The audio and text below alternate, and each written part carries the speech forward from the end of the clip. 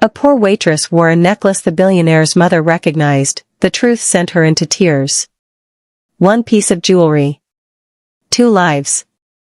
A secret that should have stayed buried. The necklace was nothing special. At least, that's what Anna Bennett had always believed. Just a simple silver chain with a small blue stone, the only thing her mother left her before dying in a car crash 15 years ago. Anna wore it on bad days, when the weight of 2 jobs and an empty apartment felt too heavy. When she needed to remember that someone had once loved her. Today was one of those days. She was carrying drinks to table 7 at the Royal Oak, the fanciest restaurant in the city, where people spent more on one meal than Anna earned in a week, when everything changed. The older woman at the table looked up. Saw the necklace. And dropped her wine glass. It shattered on the floor, red liquid spreading like blood across white marble, but the woman didn't even notice.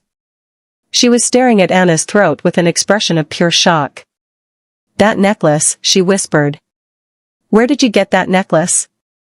Anna's hand went to her chest protectively. "It was my mother's." "Why?" The woman stood up so fast her chair fell backward. Her face had gone completely white. "That's impossible," she breathed. "That's impossible because I buried my daughter wearing that exact necklace 20 years ago." The entire restaurant went quiet.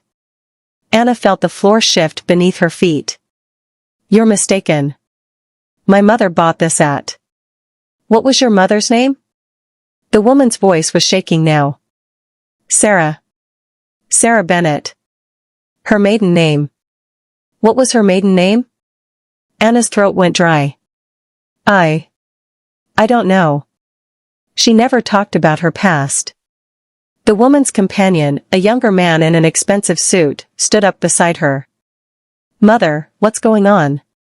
But the older woman was moving closer to Anna now, tears streaming down her perfectly made-up face. "How old are you?" 23. "Oh my God." The woman's hand flew to her mouth. "Oh my God, look at her face, Daniel. Look at her eyes. Those are Sarah's eyes." The man, Daniel, stared at Anna with growing shock. "That's not possible. Sarah died in a boating accident. We went to her funeral." "Did we?" the woman asked, her voice cracking. "Or did we bury someone else? Because if this girl is 23 years old, and Sarah disappeared for 9 months when she was 19 before she supposedly died." She couldn't finish the sentence. Anna's heart was pounding. "What are you saying?" The older woman reached out with trembling fingers, stopping just short of touching Anna's face. "I'm saying that my daughter Sarah disappeared 24 years ago. She told me she was studying abroad, but I think she was pregnant." Fresh tears fell. "And 4 months after she came back, she died in a boat explosion. They said it was an accident. But the body was so badly burned they could only identify her by the jewelry she was wearing." She pointed at Anna's necklace. "That jewelry. That exact necklace. One of a kind. Custom made for her 18th birthday." Anna took a step back. "No. You're wrong. My mother died 15 years ago in Ohio. She was a waitress. She was nobody special. She was my daughter," the woman said, her voice breaking completely. "And if you're wearing her necklace, if you're 23 years old, if you have her eyes," she sobbed, "then you're my granddaughter. And everything I believed about my daughter's death is a lie." The man, Daniel, pulled out his phone with shaking hands. "What was your mother's full name? Date of birth?" "I don't understand what's happening," Anna said, but even as she spoke, pieces were clicking together in her mind. The way her mother never talked about the past. The way they moved to a new city every few years. The way her mother would panic whenever someone asked too many questions. The lockbox her mother made her promise never to open unless something happened to her. "If anything happens to me, baby, you take that box and run.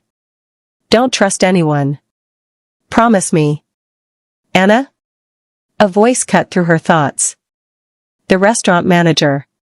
"Is everything all right?" But Anna couldn't answer.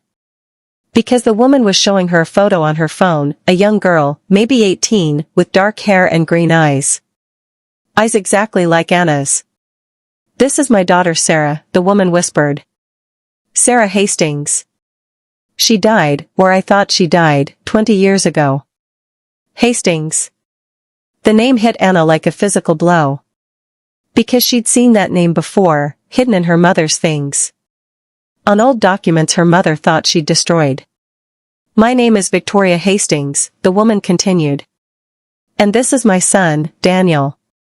She took a shaky breath. "The Hastings family. Maybe you've heard of us?" Anna had. Everyone had. Hastings Industries. Billions of dollars. One of the most powerful families in the country. "This is insane," Anna breathed. "Is it?" Daniel asked quietly. "Because I'm looking at you, and you're the image of my sister. Same face. Same eyes. Even the same way of standing." His voice was tight.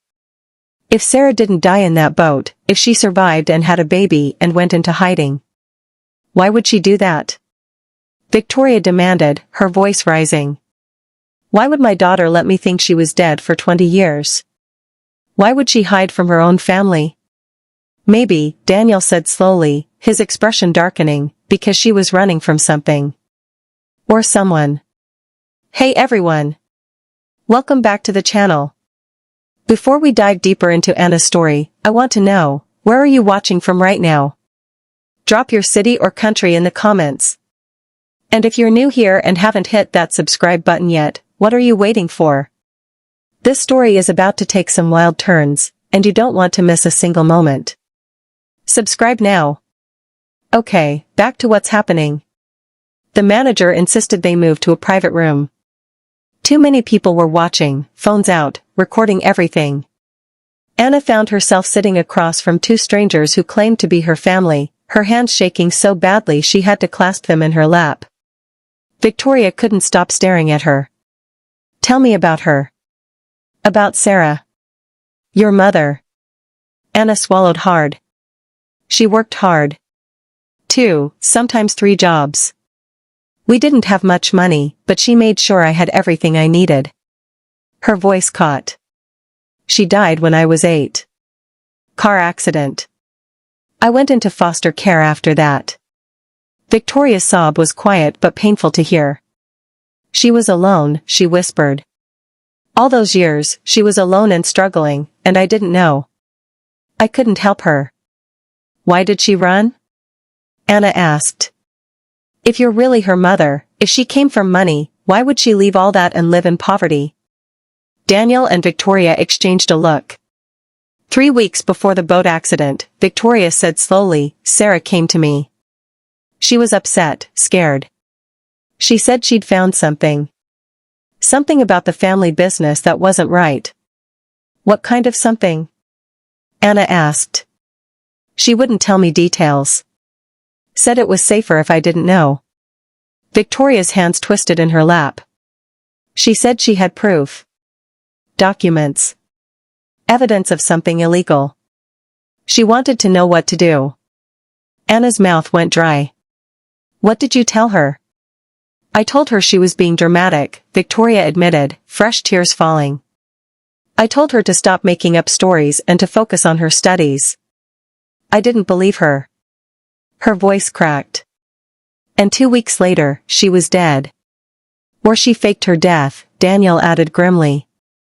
"Because she knew whatever she'd found was dangerous enough to get her killed." Anna thought of the lockbox at home. The one she'd never opened because she'd promised her mother. The one she'd been too scared to look inside. "Did she leave anything when she died?" Daniel asked, watching her face carefully. "Papers? Documents? Anything from before you were born?" Anna hesitated. These people were strangers.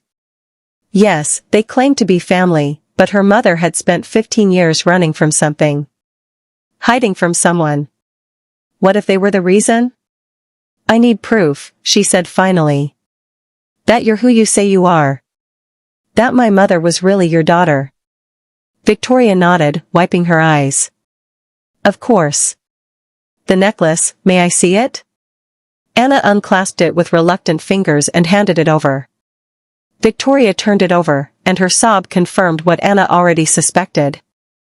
There's an inscription, Victoria whispered. On the back. I had it engraved. She showed Anna the tiny words etched into the metal. My brightest star. I called her that, Victoria said softly. My bright star. Because she lit up every room she entered. She looked at Anna with devastating hope in her eyes. Did she ever mention me? Her family? Anna shook her head. She said her family was dead. That it was just the two of us.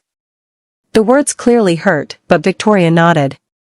If she was running from something dangerous, she couldn't risk contact. Couldn't risk leading them to you. Leading who? Anna demanded. What was she running from? That's what we need to find out, Daniel said. He leaned forward, his expression intense. You said your mother died in a car accident 15 years ago. Where? Columbus, Ohio. And the driver? Was anyone else hurt? Anna frowned. The other driver died too. They said it was just a tragic accident. Daniel was typing on his phone. What was the other driver's name? I don't remember. I was 8. Why does it? Because, Daniel interrupted, turning his phone toward her, 3 months ago I started investigating irregularities in our family's business. Money that doesn't add up. Offshore accounts. Shell corporations. His voice was tight. And last month, the forensic accountant I hired died in a car accident. Single vehicle. They said the driver had a heart attack. Ice flooded Anna's veins. You think someone killed her? I think, Daniel said carefully, that people who get too close to whatever secrets my family is hiding tend to die in convenient accidents. Victoria's face had gone pale. Daniel, you don't really believe. Mother, Sarah found something 20 years ago that scared her enough to fake her death. Now, 20 years later, I'm finding the same kinds of irregularities, and people are dying again. He looked at Anna. Your mother spent 15 years in hiding. She kept you safe all that time. But eventually, they found her. You're saying someone murdered my mother. Anna's voice came out flat. Emotionless. Because if she let herself feel it, she'd shatter. I'm saying it's possible, Daniel replied. And if they did, it means whatever she found, whatever proof she had, is still out there. Still dangerous. Anna thought of the lockbox. Don't open it unless something happens to me. Something had happened. There is a box, she said slowly. My mother left me a box. She made me promise to keep it safe. To never open it. Both Daniel and Victoria went very still. Have you opened it? Daniel asked. Anna shook her head. Where is it? At home. In my apartment. Daniel stood immediately. We need to get it. Now. If someone is still looking for whatever Sarah took, and if they find out you exist, they'll come after me, Anna finished, her voice hollow. Victoria reached across the table, her hand covering Anna's. Then we protect you. Together. As a family. The word felt foreign. Impossible. Family. Anna had been alone since she was 8 years old. Foster homes, group homes, aging out of the system at 18 with nothing but a high school diploma and her mother's lockbox. Now these people were telling her she'd never been alone at all. That she had a family. Wealth. A history she'd never known. But they were also telling her that her mother might have been murdered. That Anna herself might be in danger. If I show you what's in that box, Anna said carefully, and it's what you think it is, what happens then? Daniel's expression was hard. Then we finish what Sarah started. We expose whatever corruption she found. We make sure her death meant something. Even if it destroys your family's business? If our business is built on lies and murder, Daniel said flatly, then it deserves to be destroyed. Victoria nodded, though Anna could see the pain in her eyes. Your mother, my daughter, died protecting whatever truth she found. We owe it to her to see it through. Anna looked between them. These strangers who claimed to be her family. She thought of her mother's face. The way she'd smiled despite her fear. The way she'd worked herself to exhaustion to keep them fed. The way she'd whispered I love you with her last breath.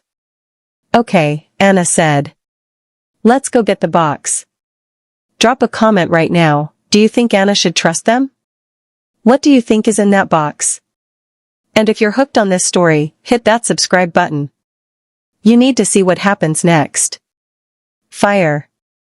Anna's apartment was a 40-minute drive from the Royal Oak. 40 minutes sitting in the back of Daniel's sleek black Mercedes, watching the city blur past, trying to process that her entire life might have been a lie. Victoria sat beside her, still stealing glances like Anna might disappear if she looked away too long. The older woman's hands were clasped tightly in her lap, her knuckles white against the expensive fabric of her dress. I live in a bad neighborhood, Anna said quietly, breaking the heavy silence. It's not what you're probably used to. I don't care if you live in a cardboard box, Victoria said fiercely. You're my granddaughter. That's all that matters. But Anna saw Daniel's jaw tighten as they pulled into her neighborhood, chain-link fences, graffiti-tagged walls, broken streetlights. This was the world Anna knew. The world her mother had kept her in to stay hidden. To stay safe. Her building was a crumbling 5-story walk-up. The elevator hadn't worked in 3 years. Third floor, Anna said, leading them upstairs that smelled like cigarettes and mildew. She was acutely aware of how small her studio apartment would look to them. How pathetic her second-hand furniture and thrift store decorations would seem to people who lived in mansions. But when she unlocked the door and they stepped inside, Victoria didn't look disgusted. She looked heartbroken. Sarah lived like this, she whispered, taking in the cramped space, the hot plate instead of a real stove, the mattress on the floor. All those years, she lived in places like this, and I was in a penthouse thinking she was dead. She did what she had to do, Anna said defensively. She kept us safe. I know. Victoria's voice cracked. I just wish. I wish she'd trusted me enough to ask for help.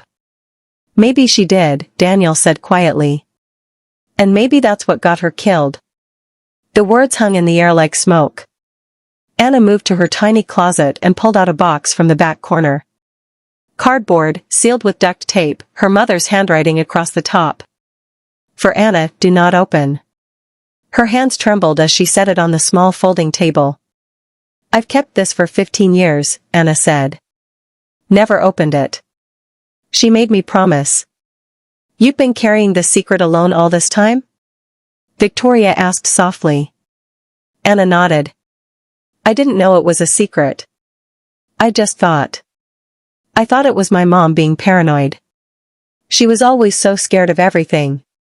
I figured the box just had sentimental stuff. But you never looked, Daniel observed. I promised her I wouldn't. Anna's voice was barely above a whisper. And keeping promises to my mom was all I had left of her. Victoria's eyes filled with tears again. She raised you right. She raised you to be loyal and strong. She reached out hesitantly, and this time Anna didn't pull away when Victoria touched her hand. Sarah would be so proud of you. Anna felt something crack inside her chest. She'd spent 15 years alone. 15 years thinking she had no one. And now this woman, this stranger who might be her grandmother, was looking at her with such fierce love that it hurt. Should I open it? Anna asked. Daniel nodded. Whatever's inside, we face it together. Anna took a deep breath and broke the seal. Inside, the contents were carefully organized in plastic bags. A thick manila envelope stuffed with papers. A USB drive in a small case. Several old photographs. A birth certificate. And a letter addressed to Anna in her mother's handwriting. Anna's hand shook as she picked up the letter. The paper was yellow with age, the ink slightly faded. Her mother must have written it years ago, knowing that someday Anna would read it. Knowing that someday she'd be gone. "Read it out loud," Victoria whispered. "Please. I need to hear her words." Anna unfolded the letter, her vision already blurring with tears. "My darling Anna. If you're reading this, then my worst fear has come true. I'm so sorry, baby. I tried so hard to keep you safe. I tried so hard to give us more time. By now, you've probably met people claiming to be your family. They might have shown you pictures. Told you stories about a girl named Sarah Hastings who died before you were born. They're telling the truth. I was Sarah Hastings. Daughter of Victoria and Thomas Hastings. Sister to Daniel.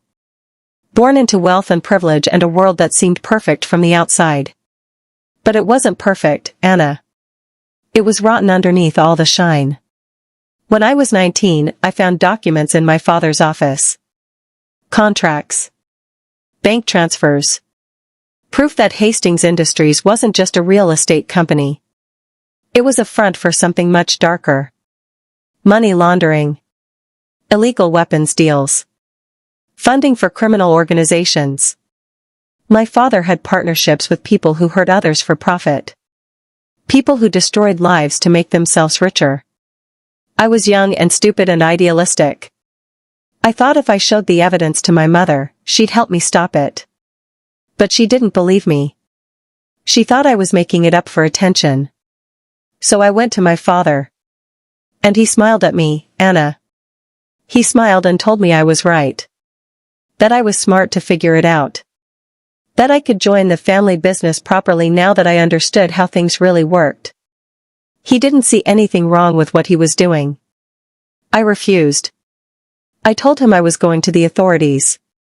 That I was going to expose everything. 2 days later, I was on a boat that exploded. I almost died.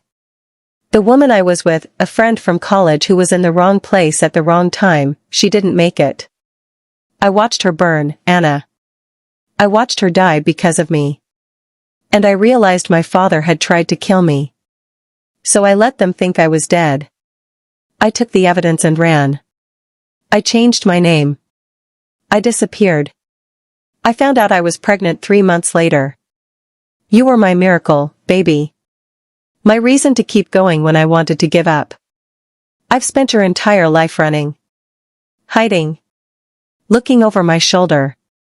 I know I wasn't the mother you deserved. I know you never understood why we had to move so much, why I was always so scared. But I would do it all again to keep you safe. The USB drive has everything.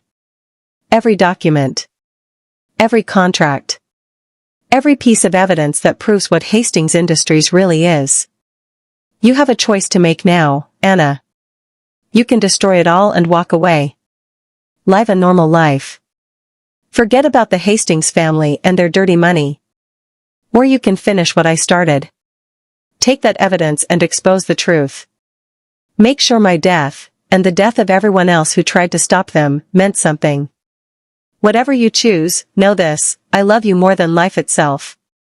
You were worth every scared night, every cheap apartment, every sacrifice I made. You are my greatest achievement. My brightest light in a dark world. If you decide to fight, be careful. Trust Daniel if he's still the good man I remember. Trust Victoria, she never knew the truth about what Thomas was doing. But trust yourself most of all. You're stronger than you know, Anna. You're braver than you believe. And you are so, so loved. Forever and always. Mom. Anna's tears fell onto the paper, smudging the ink.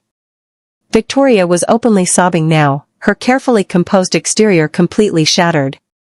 She was alone all those years. Scared and alone with a child, and I could have helped her if she'd just. She couldn't risk it, Daniel said, but his voice was rough with emotion. If father tried to kill her once, he would have tried again. She was protecting you too, mother.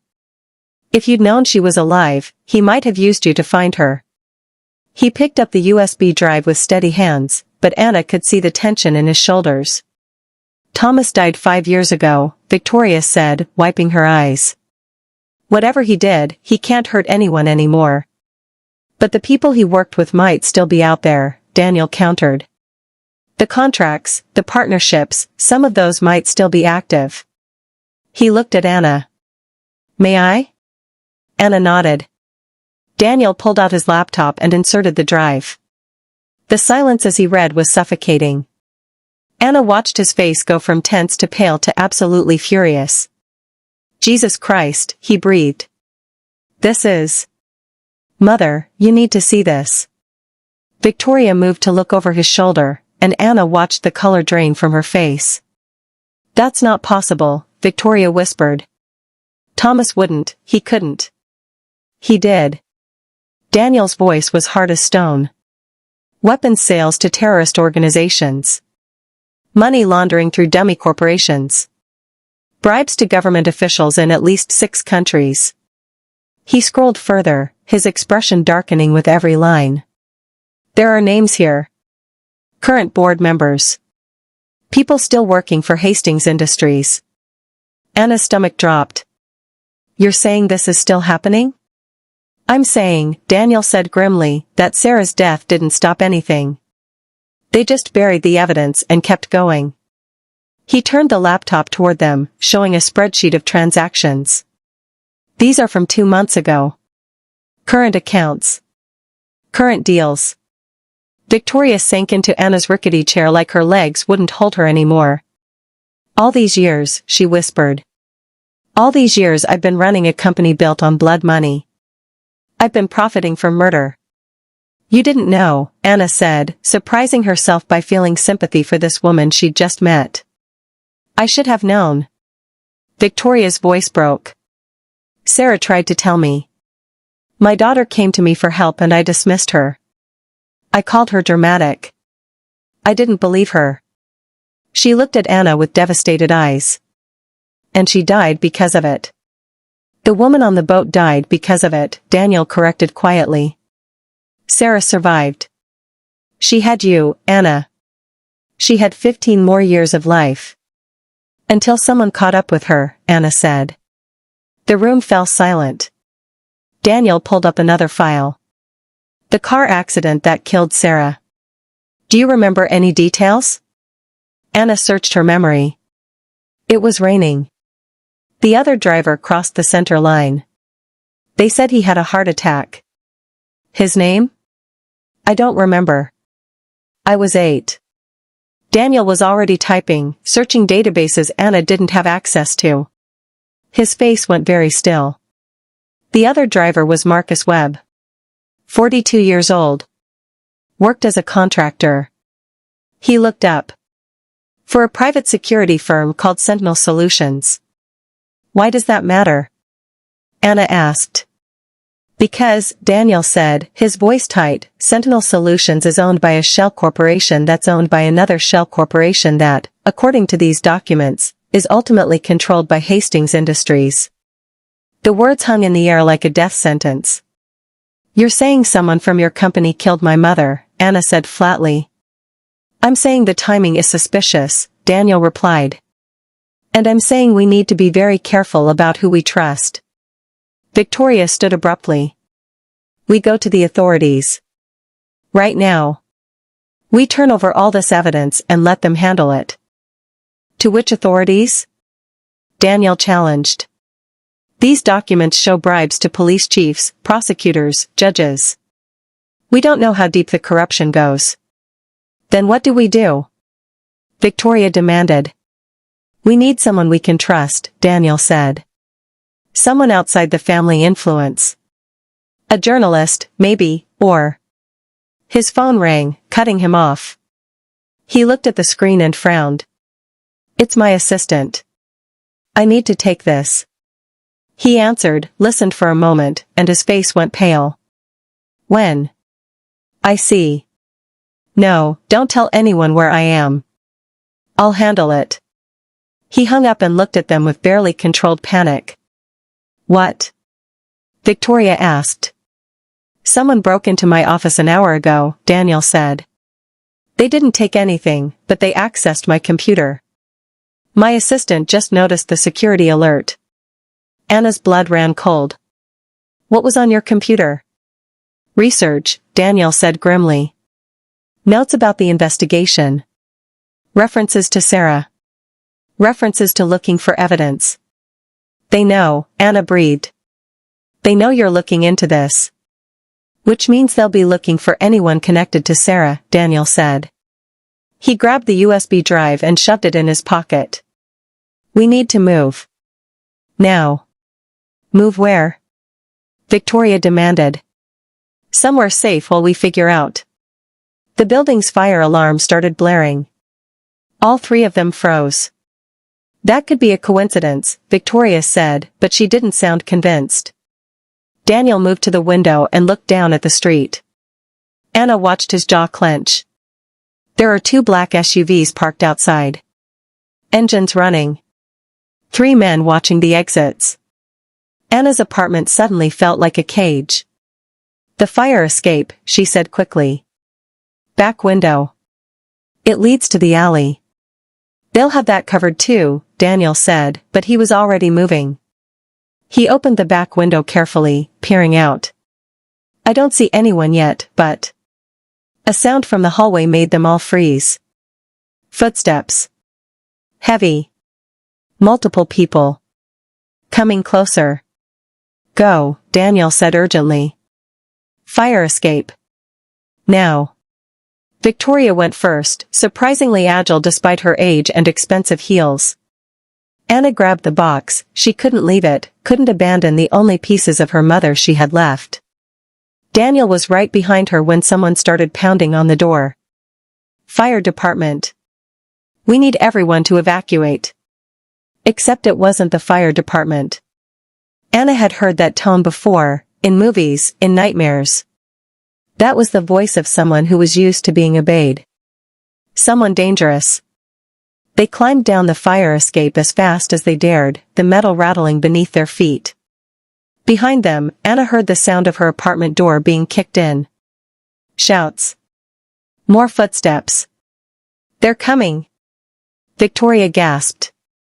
They hit the alley running. Daniel pulled out his keys, clicking the button. The Mercedes chirped from the street beyond. We'll never make it, Anna panted. But Daniel was already thinking ahead. Split up. Mother, you go left. Circle around. Anna, with me. No. Victoria protested. We stay together. They're looking for Anna. Daniel said urgently. You'll be safer alone. Go to the Peninsula Hotel. Check in under your maiden name. We'll contact you when it's safe. For a moment, Victoria hesitated. Then she grabbed Anna's face between her hands and kissed her forehead. Be safe, child, she whispered. I just found you. I can't lose you too. Then she was gone, running toward the street in her expensive heels like her life depended on it. Maybe it did. Daniel grabbed Anna's hand and pulled her in the opposite direction, deeper into the maze of alleys behind the building. Behind them, Anna heard shouting. The sound of people giving chase. What would you do in Anna's situation? Run or fight? Drop your thoughts in the comments. And don't forget to subscribe, this story is getting more intense by the second. Fire. They ran. Through alleys that stank of garbage and rot. Past homeless people who barely looked up. Around corners, over fences, through parking lots. Anna's lungs were burning. The box was heavy in her arms, but she refused to let it go. Her mother had died protecting this evidence. Anna wouldn't abandon it now. In here, Daniel gasped, pulling her into an abandoned warehouse. They collapsed behind a stack of old crates, both of them breathing hard. For a moment, there was only the sound of their ragged gasps and the distant wail of sirens. Are you okay? Daniel asked. Anna nodded, though her heart was hammering so hard she felt sick. Who were those people? I don't know, Daniel admitted. But they knew where to find us. Which means someone's been watching. He pulled out his phone, then swore softly. No signal. What do we do now? Daniel was quiet for a moment, thinking. Then he looked at her, and there was something new in his expression. Something fierce and determined. We fight back, he said. Sarah spent 20 years running. She died running. But we're not going to run anymore. They'll kill us, Anna said. Maybe, Daniel agreed. Or maybe we kill them first. He saw her expression and clarified, metaphorically. We destroy them the way Sarah wanted to. We expose everything. We make sure the whole world knows what Hastings Industries really is. How? Daniel thought for a moment. I know someone. A journalist. She's been investigating corporate corruption for years. She's trustworthy. And she's ambitious enough to take on a story this big. What if they get to her too? Then we find someone else. And someone else after that. We keep fighting until someone listens. He looked at Anna intently. But I need to know you're with me. This is your choice. You can walk away right now. I'll give you money, help you disappear. You can live a quiet life somewhere far away from all this. Anna thought about her mother. About 15 years of fear and running and sacrifice. About the woman on the boat who died in Sarah's place. About all the other victims mentioned in those documents, people hurt by weapons sold for profit, lives destroyed by greed. I'm not walking away, Anna said firmly. My mother didn't raise a coward. Daniel smiled, the first real smile she'd seen from him. No. She definitely didn't. He pulled out the USB drive and looked at it. This is dangerous. Maybe we should make copies. Hide them in different locations. We'd need a computer, Anna pointed out. There's an internet cafe 3 blocks from here. Should still be open. They waited another 10 minutes, listening for any sound of pursuit. When they heard nothing, they carefully made their way out of the warehouse. The streets were dark now, the city settling into its nighttime rhythm. Anna stayed close to Daniel, hyper-aware of every car, every person, every shadow. The internet cafe was a dingy little place, half the computers broken, the clerk more interested in his phone than his customers. Daniel paid cash for an hour of time and sat down at the most secluded terminal. Anna watched over his shoulder as he copied the files, then began uploading them to an encrypted cloud server. What's this? She asked, pointing to a folder labeled Current. Daniel opened it. Inside were contracts dated from the last 2 years. Current deals. Active partnerships. And names. Dozens of names. Board members. Executives. Government officials. These people are all still involved, Daniel said grimly. All still profiting. One name jumped out at Anna, Richard Chin, CFO, Hastings Industries. I know him, Daniel said. He's worked for the company for 15 years. He reports directly to me. His voice was hollow. I've had lunch with this man. Trusted him. And the whole time he's been. He didn't finish. Didn't need to. Anna put her hand on his shoulder. It's not your fault. You didn't know. I should have known, Daniel said, echoing his mother's words. I've been CEO for 2 years. I should have seen this. They hid it well, Anna said. They've been hiding it for decades. Daniel copied the last file and ejected the USB drive. Done. I've sent copies to 3 different servers. If something happens to us, the evidence still exists. Comforting, Anna muttered. He almost smiled. Then his expression turned serious. Anna, I need you to understand something. When we expose this, it's going to destroy everything. The company will collapse. The Hastings name will be ruined. People will lose their jobs, good people who had nothing to do with the corruption. Are you having second thoughts? Anna asked. No, Daniel said firmly. I'm just making sure you understand the cost. This isn't a clean victory. It's going to be messy and painful, and there will be collateral damage. Anna thought of her mother's letter. Make sure my death meant something. I understand, she said. And I still want to do this.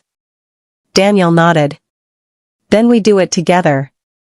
They left the cafe and started walking, staying in populated areas where there were witnesses, where someone trying to hurt them would have to be more careful. Where are we going? Anna asked. To meet my journalist friend. Her name is Rachel Chen, no relation to Richard, thank God. She lives in Chinatown. He checked his watch. If we hurry, we can make it before midnight. They walked in silence for a while, the city humming around them. Can I ask you something? Anna said finally. Anything. What was she like? My mother. Before she disappeared. When she was Sarah. Daniel's expression softened. She was bright. That's the word that always comes to mind. She lit up every room she walked into. She was passionate about everything, art, music, justice. He smiled sadly. She used to drive father crazy with her questions. She never just accepted what she was told. She always had to understand why. That sounds like my mom, Anna said quietly. She was always teaching me to question things. To think for myself. She was 8 years older than me, Daniel continued. But she always had time for her annoying little brother. She'd take me to museums, to concerts. She taught me that money doesn't make you better than anyone else. His voice caught. When she died, when I thought she died, it broke something in me. I spent years angry at the world. And now? Now I'm angry at the right people, Daniel said. The people who took her from us. The people who made her spend 20 years in fear. He looked at Anna. I'm angry at my own father for being the kind of man who would kill his own daughter to protect his secrets. Do you think he was the one who ordered the car accident? Anna asked. The one that killed my mom? Daniel was quiet for a long moment. Father died 6 years ago. The accident that killed Sarah was 15 years ago. So no, he didn't order it directly. But he set things in motion, Anna said. He created a system where people would do anything to protect the company's secrets. Yes, Daniel agreed. He built a machine designed to destroy anyone who threatened it. And that machine is still running. Still killing. They turned onto a quieter street, the lights dimmer here. We're close, Daniel said. Rachel's apartment is just. He stopped. A black SUV was parked across the street. The same make and model as the ones outside Anna's building. Keep walking, Daniel said quietly. Don't look at it. Act natural.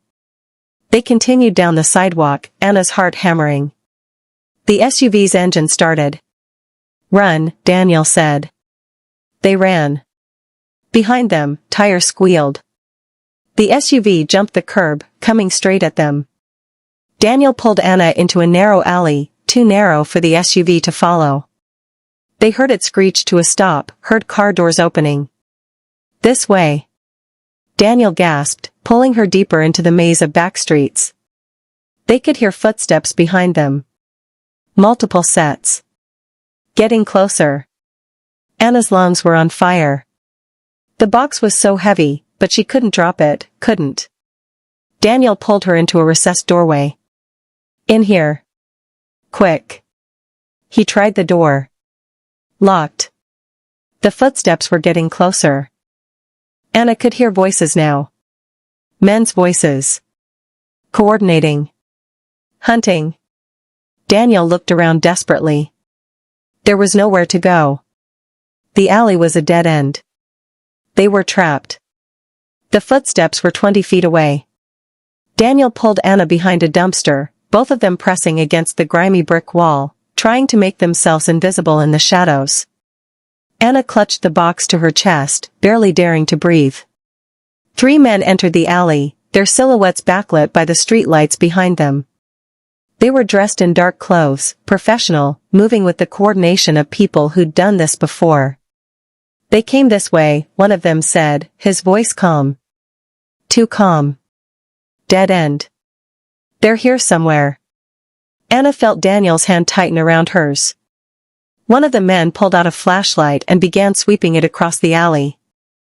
The beam moved closer, inch by inch, illuminating garbage bags, broken bottles, graffiti-covered walls. In seconds, it would reach their hiding spot. Anna closed her eyes, thinking of her mother.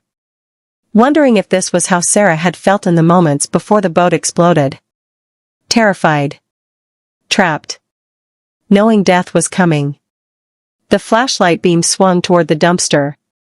And then a voice rang out from the mouth of the alley, "NYPD. Drop your weapons." The beam snapped away. Anna heard cursing, the sound of running feet. "Go, go, go," one of the men shouted. More footsteps. Receding. The three men were retreating back the way they'd come. Then silence. Daniel and Anna stayed frozen for a long moment, not daring to move. Finally, a figure appeared at the entrance to the alley. A woman, mid-30s, wearing jeans and a leather jacket. She definitely wasn't NYPD. "Daniel Hastings," she called out. "If you're in here, you can come out."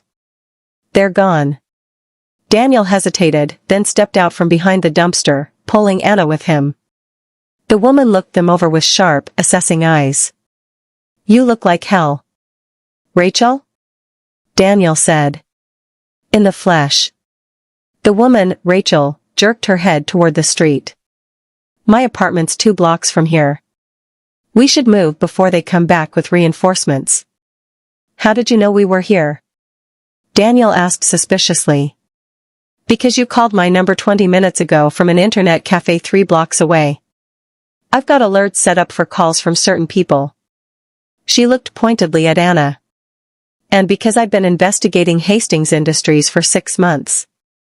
When the CEO suddenly goes off the grid the same day someone breaks into his office, I pay attention." Daniel and Anna exchanged glances. "Can we trust her?" Anna whispered. "Do we have a choice?" Daniel whispered back. They didn't. Rachel led them through a series of back streets, moving with confidence through the dark. She kept checking over her shoulder, one hand in her jacket pocket like she was holding something. A weapon, Anna realized.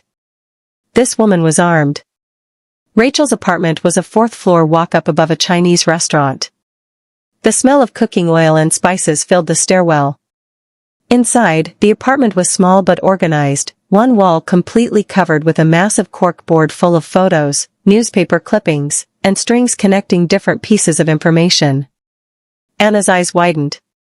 Because at the center of that board was a photograph of her mother.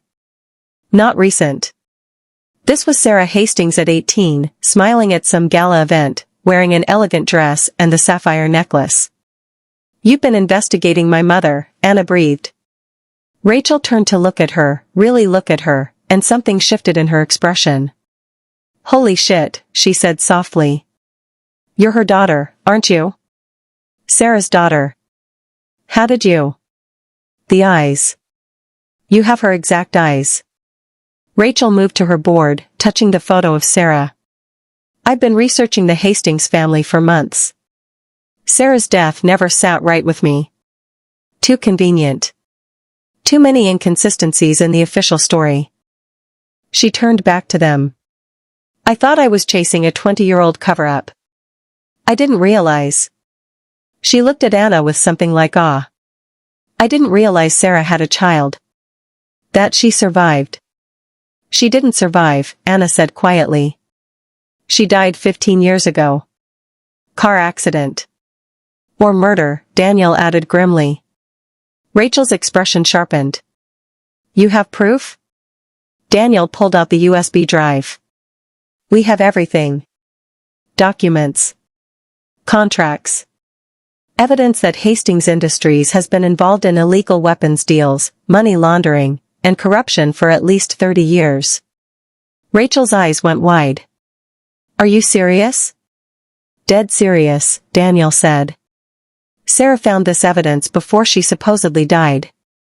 She kept it hidden for 20 years. Now people are trying to kill us for it. The men in the alley, Rachel said. Private security? We think so. Probably hired by whoever's still running the illegal operations at Hastings. Rachel was already moving, grabbing her laptop, clearing space on her small dining table. Show me everything. For the next hour, Rachel went through the files while Daniel and Anna explained everything: the necklace, Victoria's recognition, the box, the letter, the break-in at Daniel's office, the men who'd chased them. Rachel's expression grew darker with every revelation. This is bigger than I thought, she said finally. I knew Hastings Industries had some questionable contracts, but this... She gestured at the screen. This is massive. International crime syndicate level massive. Can you publish it? Daniel asked. Can I? Rachel laughed, though there was no humor in it. This is the story of the century. This would make my career. Then her expression sobered. It would also probably get me killed. That's why we need to release it everywhere at once, Daniel said. Multiple news outlets. Make it impossible to suppress. Even then, the backlash is going to be nuclear, Rachel warned. Hastings Industries employs thousands of people. The stock will crash. Pensions will be destroyed. And the people implicated in these documents, some of them are very powerful. Very dangerous. I know, Daniel said. But it's the right thing to do.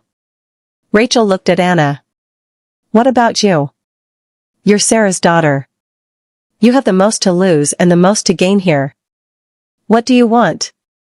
Anna thought about her mother. About 15 years of living in poverty and fear. About a woman who'd died on a boat because she was in the wrong place at the wrong time. About all the other victims buried in those documents, people killed by weapons sold for profit. I want the truth to come out, Anna said firmly. Whatever it costs. Rachel nodded slowly. Okay. But we do this smart. We need insurance. What kind of insurance? Daniel asked. The kind that keeps you alive.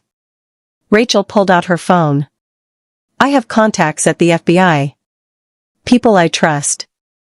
We give them copies of everything first. That way, if something happens to us, the investigation continues. Can we trust the FBI? Anna asked. These documents show bribes to law enforcement. Not federal, Rachel said. The corruption seems to be mostly local and international. The FBI's public corruption unit is clean as far as I know. She paused. At least, the agents I'm thinking of are. How can you be sure? Daniel challenged. Because one of them is my brother, Rachel said. And he's the most honest person I know. She made the call, speaking in quick, urgent sentences. When she hung up, she looked grim.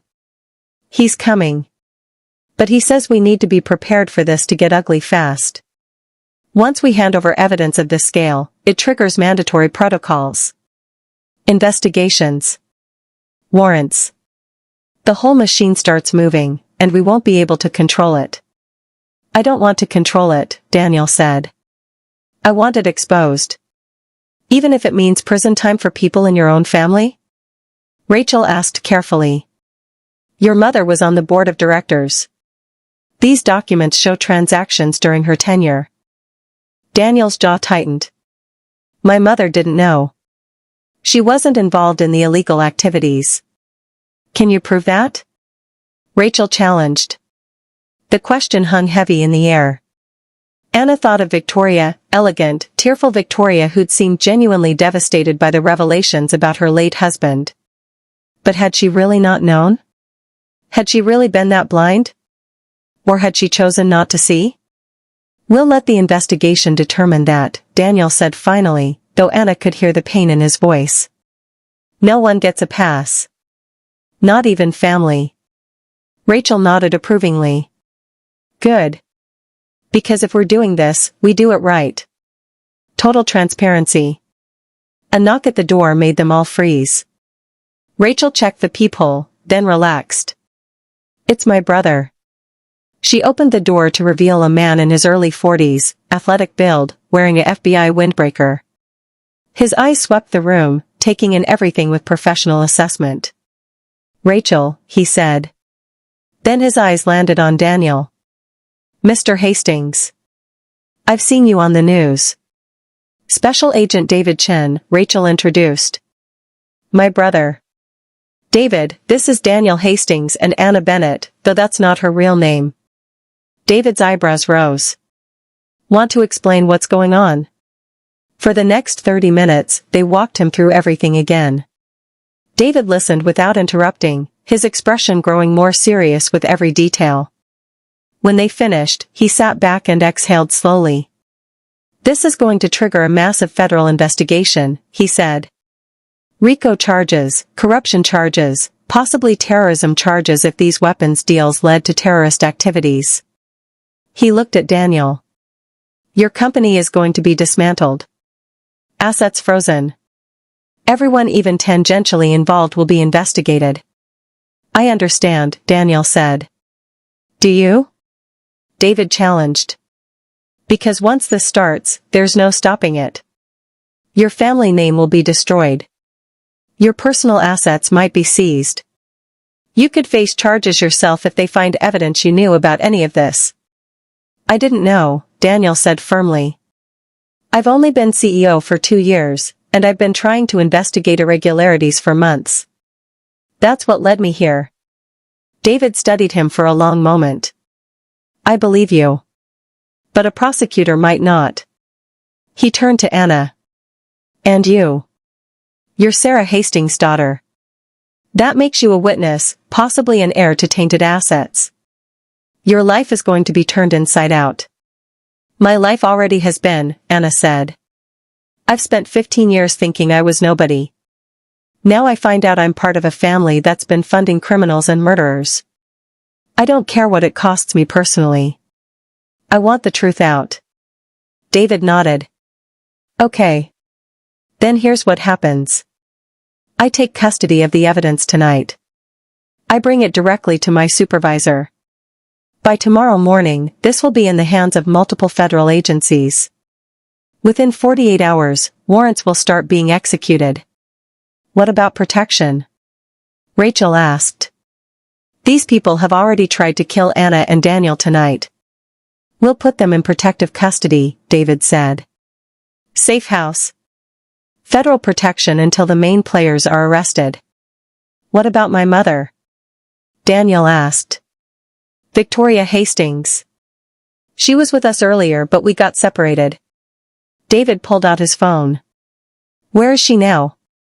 "Peninsula Hotel. Checked in under her maiden name, Victoria Laurent." David made a call, speaking in low tones. When he hung up, he nodded. "I'm sending agents to pick her up. She'll be brought to the same safe house." He stood, "All business now. Pack light. Only essentials. We leave in 10 minutes. What do you think happens next? Can they really trust the FBI? Drop your predictions in the comments. And if you're hooked on this story, don't forget to subscribe. Things are about to get even more intense. Fire. The safe house was a nondescript suburban home in New Jersey, the kind of place that blended into the neighborhood so completely you'd never look twice at it. But inside, it was equipped with security cameras, reinforced doors, and 2 armed federal agents stationed in the living room.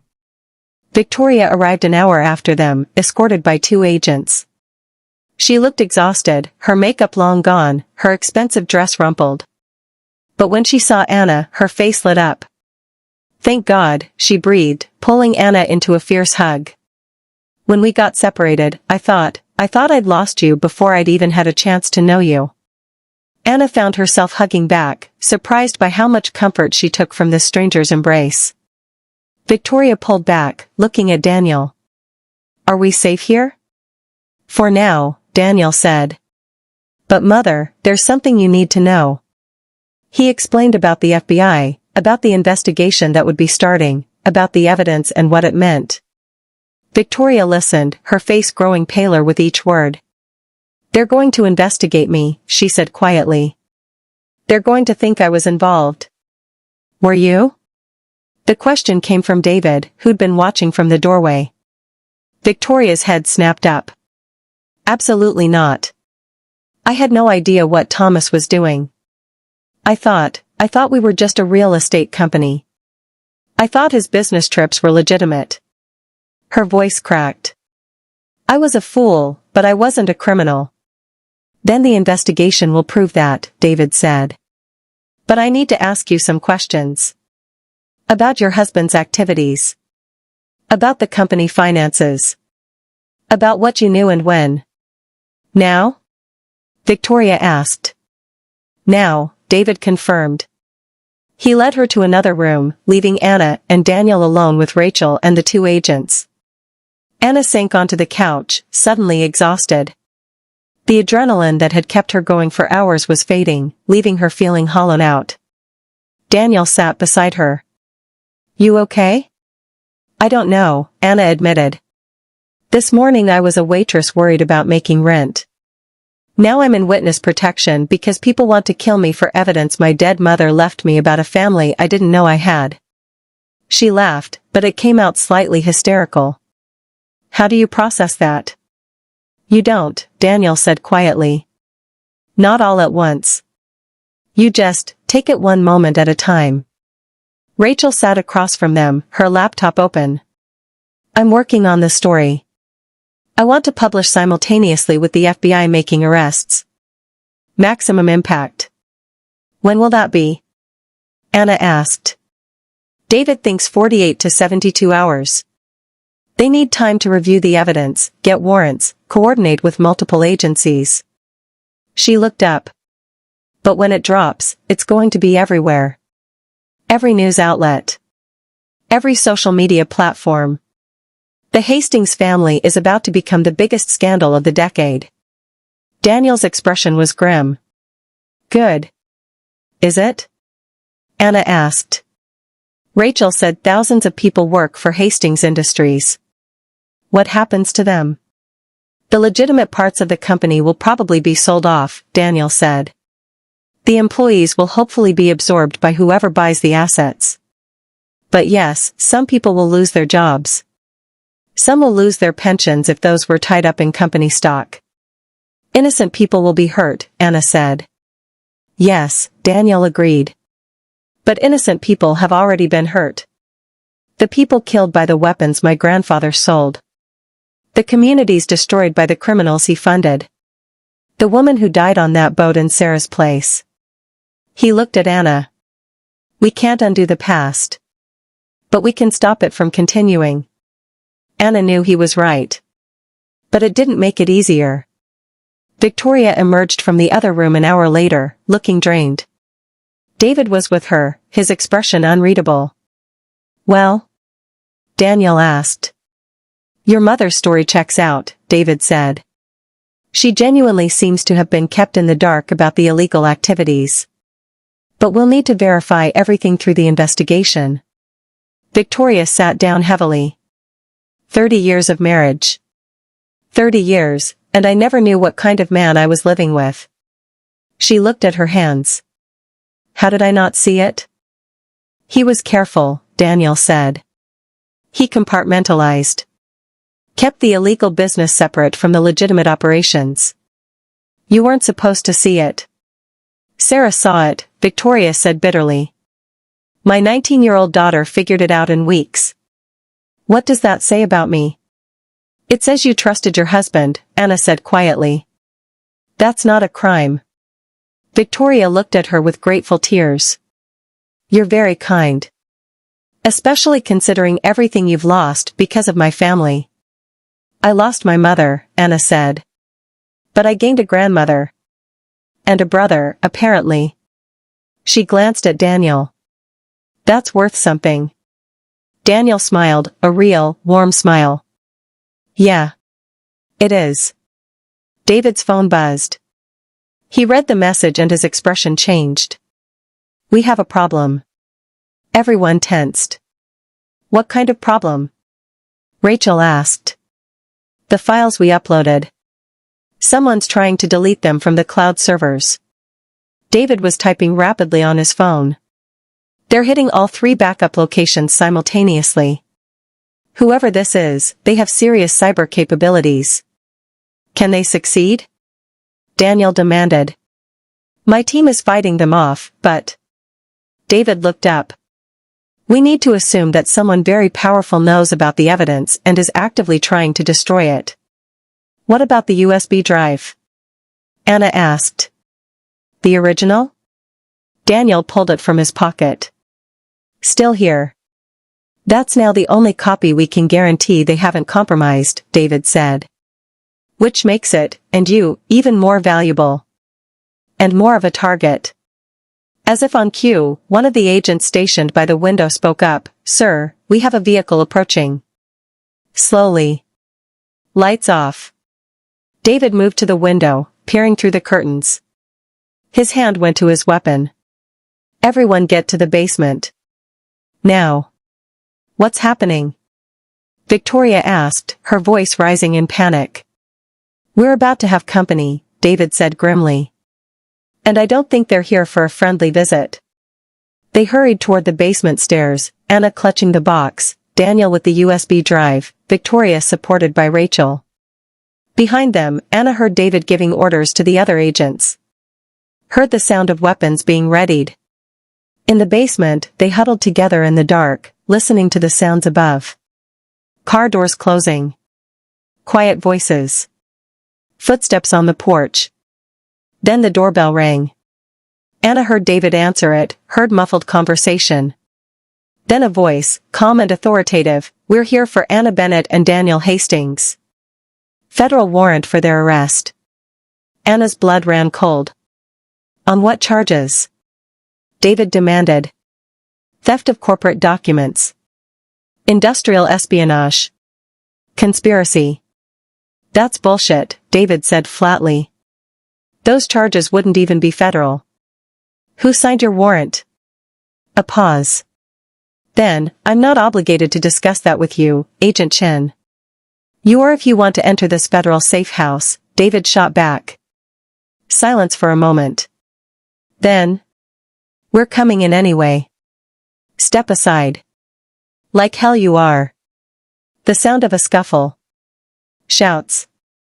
Then a gunshot. Anna gasped, gripping Daniel's arm. More gunshots. The sound of running feet. Glass breaking. Victoria was praying quietly in French. Rachel had pulled out her phone, filming everything, her hands remarkably steady. If we don't make it out, she whispered to Daniel, this goes straight to my editor. Automatically. Everything. Daniel nodded. The basement door burst open. Light flooded down the stairs. Down here, a voice shouted. Anna's heart hammered. This was it. They'd found them. But then David's voice, stand down. Federal agents. More confusion. More shouting. Then David appeared at the top of the stairs, his gun drawn but pointed down. Blood was streaming from a cut on his forehead. You need to come up, he said. Now. And someone better explain to me what the hell is going on because those weren't federal agents. Their credentials were fake. They climbed the stairs to find chaos. 2 men were on the floor, hands zip-tied behind their backs. One of the federal agents was wounded, being tended to by his partner. The front door was hanging off its hinges. And standing in the middle of it all was a man in his 50s, well-dressed, with cold eyes and a very real-looking badge. My name is Marcus Webb, he said calmly. Assistant Director, FBI. And I need to know exactly what's going on in my jurisdiction. David stiffened. Sir, I can explain. I hope so, Webb interrupted. Because I just received a call that someone was impersonating federal agents and attempting to abduct witnesses under our protection. I got here in time to stop them. He gestured to the 2 men on the floor. But I'd very much like to know what they wanted. His eyes landed on Anna, and something flickered in his expression. And I'd very much like to know why you look exactly like Sarah Hastings. The name recognition was instant and visceral. Anna felt Daniel tense beside her. You knew my mother? Anna asked carefully. Webb's expression was unreadable. I was the agent who investigated her death 20 years ago. The boating accident in Greece. He looked at her for a long moment. Or what we thought was her death. Clearly, we were wrong. The dental records were faked, Daniel said. Apparently, Webb agreed. Which raises the question, by whom? And why? He looked at the USB drive in Daniel's hand. I'm guessing that has something to do with it. Comment, do you trust Marcus Webb? Is he really there to help or is this a trap? Subscribe now if you want to find out what happens. This story is about to reach its breaking point. Fire. David was watching his superior carefully. Sir, we were about to hand evidence over to the Bureau. Evidence of massive corporate corruption involving Hastings Industries. Were you now? Webb said mildly. He gestured to the two men on the floor. And these gentlemen were trying to stop you? With fake credentials and weapons, David confirmed. Webb pulled out his phone and made a call. I need a forensics team at this location. And a cleanup crew. We have 2 suspects in custody, 1 wounded agent, and potential evidence in a federal case. He hung up and turned back to them. Until my team arrives, no one leaves. No one touches anything. And someone is going to tell me everything, from the beginning. So they did. For the second time that night, Anna watched as her world was laid bare for a stranger. The necklace. The discovery. The box. The evidence. All of it. Webb listened without expression, occasionally asking clarifying questions, but mostly just absorbing information. When they finished, he was quiet for a long moment. Thomas Hastings, he said finally. I met him once, years ago. At a fundraiser. Seemed like a decent man. He shook his head. Guess you never really know people. You believe us? Anna asked. I believe the evidence, Webb said. Which I'll need to examine personally. He held out his hand to Daniel. The USB drive, please. Daniel hesitated. Son, Webb said, his voice hardening slightly, I'm not asking. That's evidence in a federal case. Hand it over. Slowly, Daniel placed the drive in Webb's palm. Webb pocketed it. I'll have our cyber team analyze this tonight. If it contains what you say it does, we'll move forward with a full investigation immediately. And if it doesn't? Rachel challenged. If the files have been corrupted or deleted? Then we have a very different conversation, Webb said. About evidence tampering and false accusations. We have backups, Daniel started. Which are currently being attacked by unknown parties, Webb finished. Yes, Agent Chen briefed me. Which is why this drive is now our best chance at securing uncorrupted evidence. He looked at each of them in turn. Until this is resolved, you're all material witnesses. Which means you stay in protective custody. No contact with the outside world. No phone calls, no internet, nothing. His gaze landed on Rachel. That includes you, Miss Chen. No publishing anything until we've verified the evidence and made our arrests. That's censorship, Rachel protested. That's proper protocol, Webb corrected. If you publish before we can coordinate arrests, you tip off the suspects. They flee, they destroy evidence, they disappear. Is that what you want? Rachel scowled but didn't argue. Good, Webb said. My team will be here in 20 minutes. We'll relocate you to a more secure facility. Pack your things. As he walked away to confer with David, Victoria leaned close to Anna. Do you trust him? She whispered. Anna thought about it. About the way Webb had looked at her when he recognized Sarah's face. About the timing of his arrival, too perfect, too convenient. I don't know, Anna admitted. But I don't think we have a choice. Daniel was watching Webb with narrowed eyes. Something's off about this. What do you mean? Anna asked. Webb said he investigated Sarah's death 20 years ago. That he was the agent assigned to the case. So why would an FBI assistant director be investigating a boating accident in Greece? That's not federal jurisdiction. That's not even U.S. jurisdiction. Daniel's voice dropped. Unless there was something about Sarah's death that we don't know. Something that made it a federal case. The observation sent chills down Anna's spine. Before she could respond, Webb's phone rang.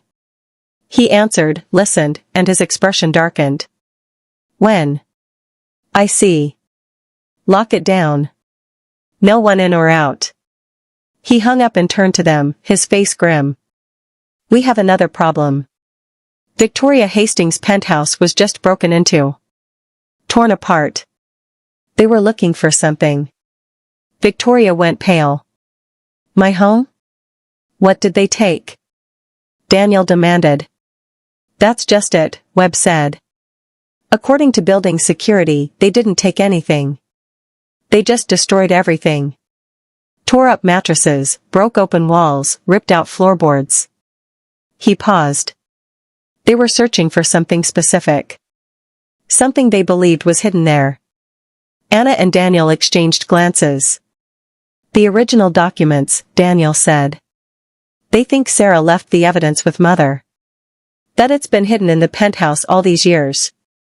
But it wasn't, Anna said. It was with me. In my apartment. Which they also searched tonight, Daniel added. Which means they're getting desperate, Webb finished. They know the evidence exists. They know you have it. And they're running out of time to stop you from exposing it. He looked at Anna with an intensity that made her uncomfortable.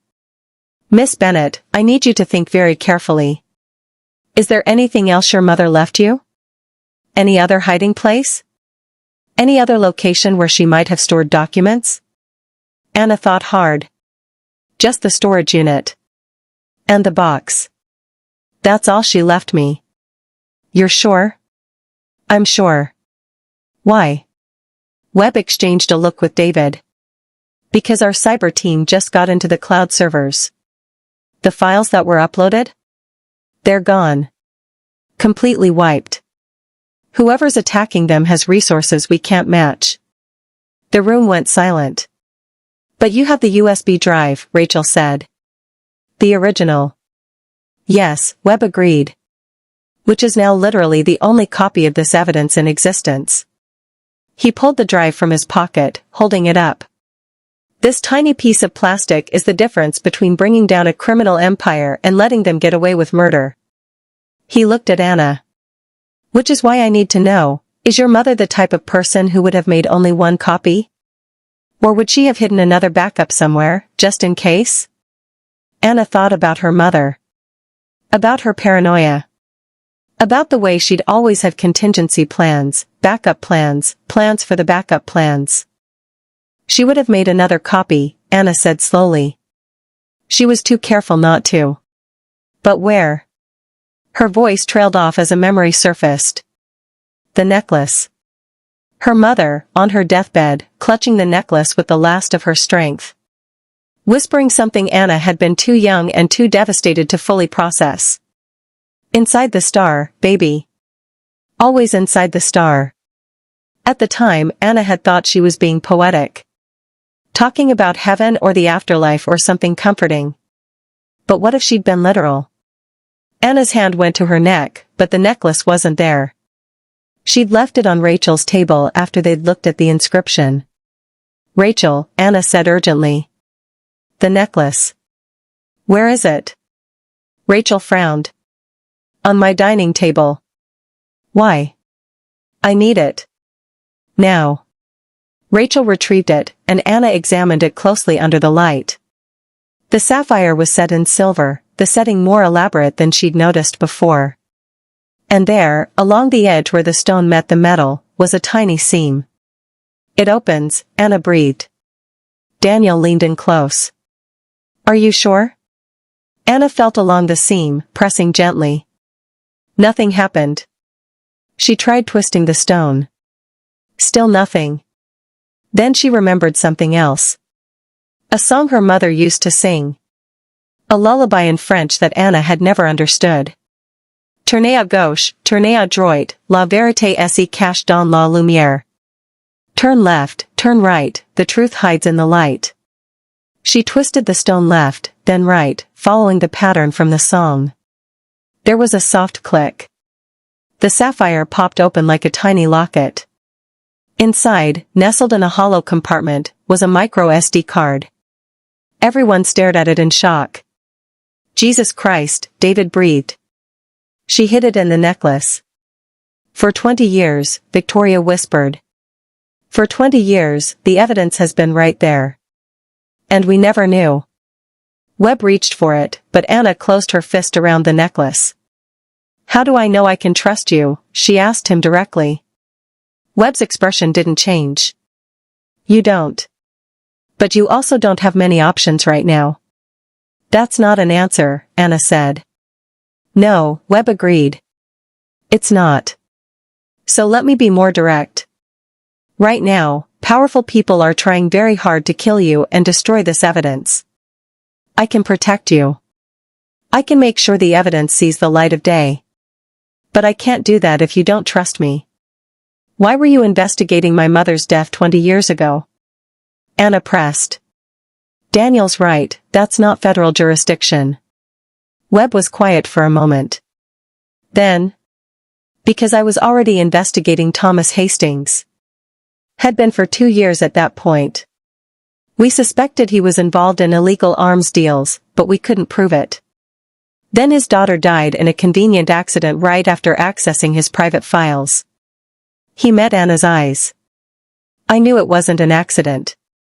I just couldn't prove that either. Why not? Daniel demanded. Because everyone I talked to clammed up. Every lead went cold. Every piece of evidence disappeared. Webb's voice was hard. Thomas Hastings had people in my own agency. People who made sure the investigation went nowhere. After Sarah's supposed death, I was ordered to close the case. And when I refused, I was reassigned. Sent to a field office in Montana for 5 years. He held out his hand.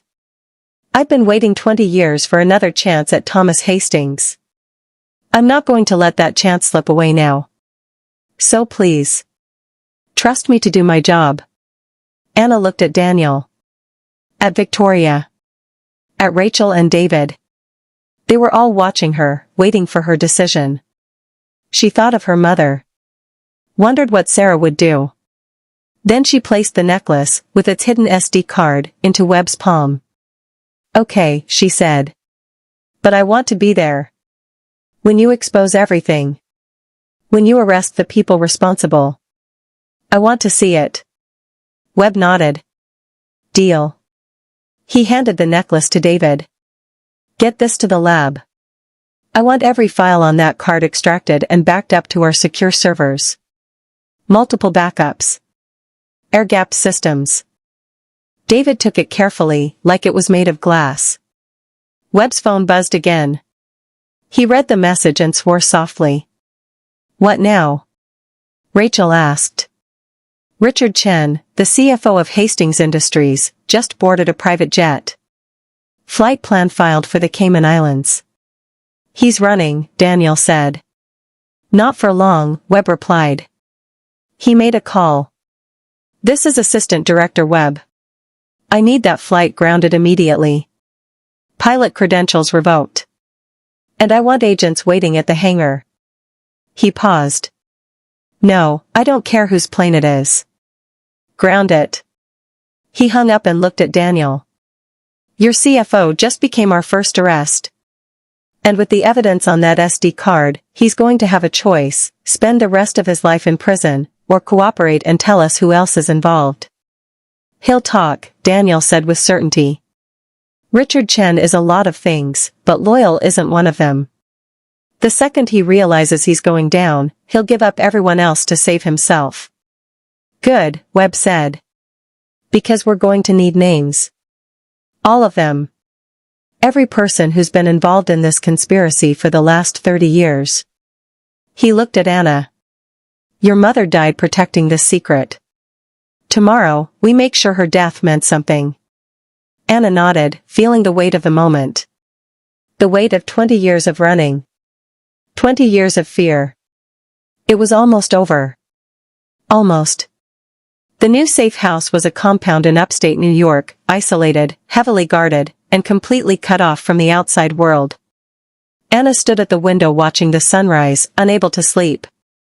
Somewhere in FBI headquarters, analysts were going through her mother's files. Building cases. Preparing arrests. And she was stuck here, waiting. Couldn't sleep either? She turned to find Daniel in the doorway, looking as exhausted as she felt. Every time I close my eyes, I see those men chasing us, Anna admitted. Daniel moved to stand beside her. We're safe here.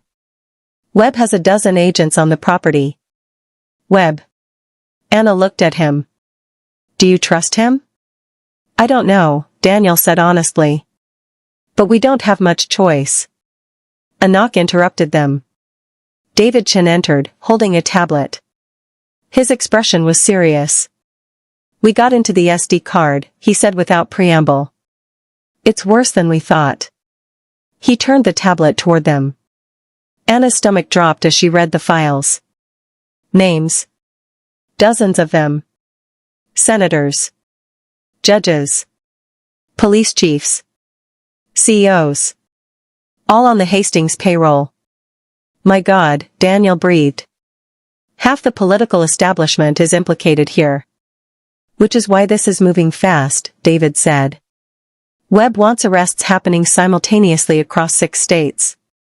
Tomorrow morning. 6 a.m. Tomorrow? Anna's heart raced.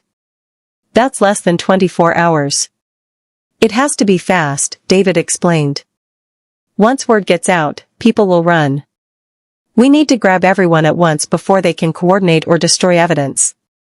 What about us? Anna asked. You stay here until it's done. Then Webb will bring you in for official statements. David hesitated. There's something else. We found communications between Richard Chen and someone else. Someone giving him orders. Who? Daniel demanded. We don't know yet. The messages are encrypted. But they reference the Bennett situation and eliminating loose ends. David looked at Anna. Someone very high up the chain knows about you. And they want you dead. The words hung heavy in the air. Show me the messages, Daniel said. David pulled them up. Anna read over his shoulder, her blood running cold. The daughter is the priority. She knows too much. Handle it quietly. What about the son? He's useful for now. Keep him alive until we know if there are other copies. And the mother? Collateral damage. Do what's necessary. Anna felt sick. They were going to kill all of us. They still might try, David said grimly. Which is why you can't leave this compound. Not until every person on that list is in custody. Victoria appeared in the doorway, wrapped in a robe, her face pale. I just got off the phone with my lawyers. The FBI is freezing all Hastings Industries accounts. The board is calling an emergency meeting. They can meet all they want, Daniel said. By tomorrow, half of them will be under arrest. Victoria sank into a chair. Everything Thomas built is going to disappear. The family name, the business, all of it. It was built on blood, Anna said quietly. It deserves to disappear. Victoria looked at her with sad eyes. You're right. But it's still hard to watch everything you believed in crumble. Rachel burst into the room, her laptop open. You need to see this. She turned the screen toward them. It was a news alert. Breaking, FBI raids Hastings Industries headquarters. Multiple arrests expected in massive corruption probe. No, David breathed. No. The raids weren't supposed to happen until tomorrow. Someone leaked it early. He was already on his phone, calling Webb. Sir, we have a problem. Anna watched as Daniel pulled up more news alerts. They were multiplying by the second. Senator Williams resigns amid corruption allegations. Hastings Industries stock crashes as FBI investigation widens. Sources: decades of illegal arms deals uncovered. It's happening, Daniel said. Everything's coming out. Right now. David hung up, his face grim. Webb says someone inside the bureau leaked the investigation to the press. He's moving up the timeline. Arrests are happening now. All across the country. Is that good or bad? Anna asked. Both, David said. Good because the public knows. Bad because now the targets know we're coming. Some of them will run. As if on cue, Victoria's phone buzzed. She looked at it and went pale. What? Daniel asked. It's the board. They're blaming me for this. They're saying I knew about the illegal activities all along. Her voice shook. They're making me the scapegoat. Let them, Anna said fiercely. When the evidence comes out, everyone will know the truth. But Victoria looked devastated. My reputation is destroyed. Everything I've worked for was built on lies. Anna's voice rose. My mother spent 20 years running in fear because your husband tried to kill her. She died alone and scared because of what your family did. So forgive me if I don't have sympathy for your reputation. The room went silent. Victoria's eyes filled with tears. You're right. I'm sorry. I'm grieving what I thought my life was. Anna's anger faded as quickly as it had come. She moved to Victoria's side. I know.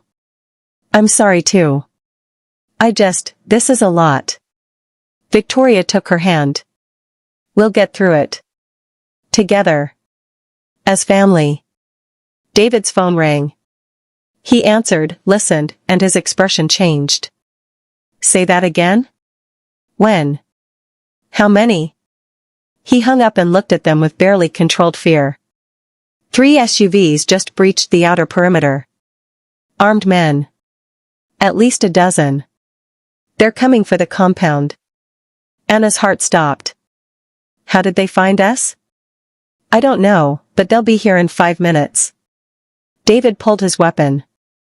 We need to evacuate. Now. Alarms started blaring throughout the compound. Through the window, Anna could see agents taking defensive positions. There's an escape tunnel, David said urgently. Leads to a garage a quarter-mile away. Armored vehicle waiting. Move. They ran through the house, following David down a flight of stairs Anna hadn't known existed. Behind them, she heard gunfire. The tunnel was narrow, dark, lit only by emergency lights. Their footsteps echoed off concrete walls. How did they find us? Victoria gasped. Someone talked, Daniel said grimly. Someone inside the bureau. They reached the garage, a small underground space with a single black SUV. David threw open the door. Get in. I'll drive. They piled in. David started the engine and hit the garage door opener. Nothing happened. He tried again. Still nothing. It's been disabled, he said, his voice tight. Through the rearview mirror, Anna saw figures entering the tunnel behind them. They were trapped. Out of the car. Now. David shouted. They scrambled out as bullets ricocheted off the SUV's armored body. David returned fire, forcing the attackers back into the tunnel. There. Rachel pointed to a maintenance door in the corner. They ran. Daniel kicked the door open, revealing a ladder leading up. Climb, he ordered. Anna went first, her hand slipping on the metal rungs. Behind her, she heard more gunshots. Victoria was right below her, then Rachel. The ladder led to a small shed on the surface. Anna burst through the hatch into cold morning air. They were in the woods, 100 yards from the main compound, which was now engulfed in flames. Oh my God, Victoria breathed. David emerged last, slamming the hatch shut. They're right behind us. We need to His phone rang. He answered, and his face went white. "What?" Daniel demanded. David put it on speaker. Webb's voice came through, tense and urgent. "Agent Chen, listen carefully. Don't trust anyone at your location. I repeat, do not trust anyone." "Sir, what are you talking about?" "I just arrested Marcus Webb." Silence. "Say that again?" David's voice was hollow. "The real Marcus Webb. He's been in a hospital in Virginia for the past 3 days. Heart attack. The man you've been working with is an imposter." Anna felt the ground tilt. "Then who?" Daniel started. The fake Webb's voice came from behind them, someone who's been cleaning up Thomas Hastings' messes for 30 years. They spun around. The man they'd known as Webb stood at the tree line, holding a gun. Behind him were 4 armed men. "The raid, the arrests, all of it was theater," he said calmly. "Designed to flush out every copy of that evidence. And you led me right to it." He held up the necklace, the SD card visible in his palm.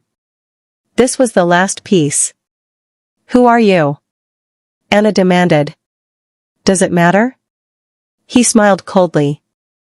"I'm the man who's been protecting Hastings Industries' secrets since before you were born. I'm the one who arranged the boat explosion. Who tracked your mother to Ohio? Who made sure she had that unfortunate accident?" Rage flooded through Anna. "You killed my mother. I eliminated a threat. Just like I'm about to eliminate you." He raised his gun. A shot rang out. But it didn't come from his weapon. The fake Webb stumbled, blood blooming on his shoulder. His men spun, searching for the shooter. Another shot. One of the armed men went down. "Move!" David shouted, pulling them toward the trees. They ran as chaos erupted behind them. More gunshots. Shouting. Through the trees, Anna glimpsed figures in FBI tactical gear engaging the fake Webb's men. David pulled them to a stop in a small clearing. "That's the real response team. Webb, the real Webb, must have sent them." "How do we know they're real?" Rachel demanded. Before David could answer, a woman in tactical gear emerged from the trees, hands raised. "Agent Sarah Martinez, FBI," she said. "And yes, that's really my name." Anna's breath caught. "Sarah Martinez. That was my mother's name." The agent nodded. "I know. That's why they assigned me to this case. Director Webb thought it might help you trust us." She lowered her hands. "We have the compound secured. The imposter and his men are in custody. You're safe now." "Are we?" Daniel challenged. "How do we know you're who you say you are?" Agent Martinez pulled out her credentials, let them examine them closely. Then she made a call, put it on speaker. "This is Director Marcus Webb. The real one. I'm sorry for the confusion and danger you've been put in. Agent Martinez is one of my most trusted people. You can believe her." His voice was older, raspier than the imposter's. But there was something genuine in it. "The evidence?" Anna asked. "Secured," Webb said. "We have the SD card and all the files. Arrests are happening as we speak. Real arrests this time. By morning, everyone involved in this conspiracy will be in federal custody. Including the man who killed my mother?" Anna's voice shook. "Especially him," Webb confirmed. "He's singing like a canary to save himself. Giving us names, dates, everything." Anna felt her knees weaken. Daniel caught her arm, steadying her. "It's over," he whispered. "Anna, it's really over." But Anna was looking at the burning compound, thinking about the 20 years her mother had spent running. "No," she said quietly.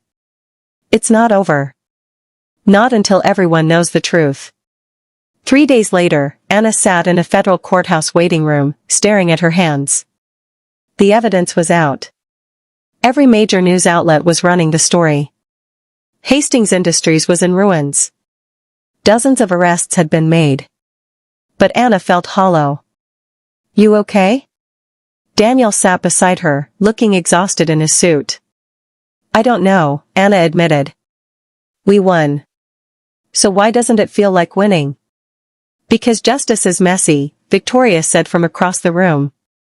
She looked older now, worn down by media scrutiny and public shame.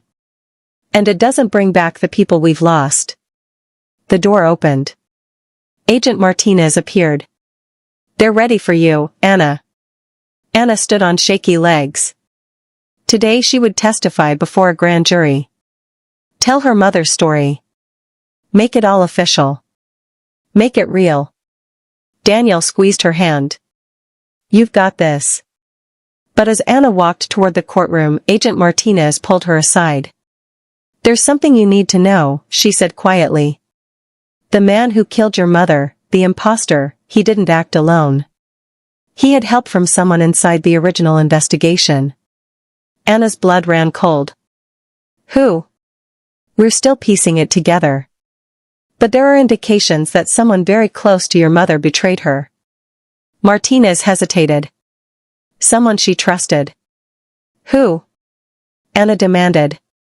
Before Martinez could answer, an explosion rocked the building. The lights went out. Alarms blared. People screamed. In the chaos and darkness, Anna felt someone grab her arm. Hard. "Don't make a sound," a voice hissed in her ear. "Or your grandmother dies right here." Anna froze. Emergency lights flickered on, casting everything in red. And Anna saw him clearly for the first time. Richard Chen. The CFO who was supposed to be in custody. He had Victoria in a chokehold, a gun to her head.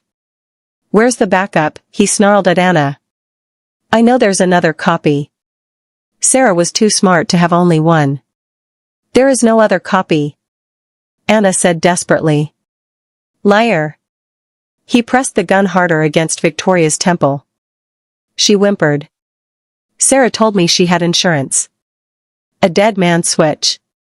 Something that would release everything if she died." Anna's mind raced. Her mother had never mentioned anything like that. Unless. Inside the star, baby. Always inside the star. The necklace had held one SD card. But what if there was more? "Let her go," Anna said. "I'll tell you everything." "Anna, no." Victoria gasped. Richard's eyes gleamed. "Talk." "There's a safe deposit box," Anna lied, her mind working frantically. "In my mother's name. I have the key." "Where?" "My apartment. Hidden in." "Freeze." "FBI." Agents burst into the hallway, weapons drawn. Richard spun, using Victoria as a shield. "Back off or she dies." "Let her go, Chen," Agent Martinez commanded. "It's over." "It's not over until I say it is." Richard was panicking now, his gun hand shaking. "I've given my whole life to this company. I'm not going to prison."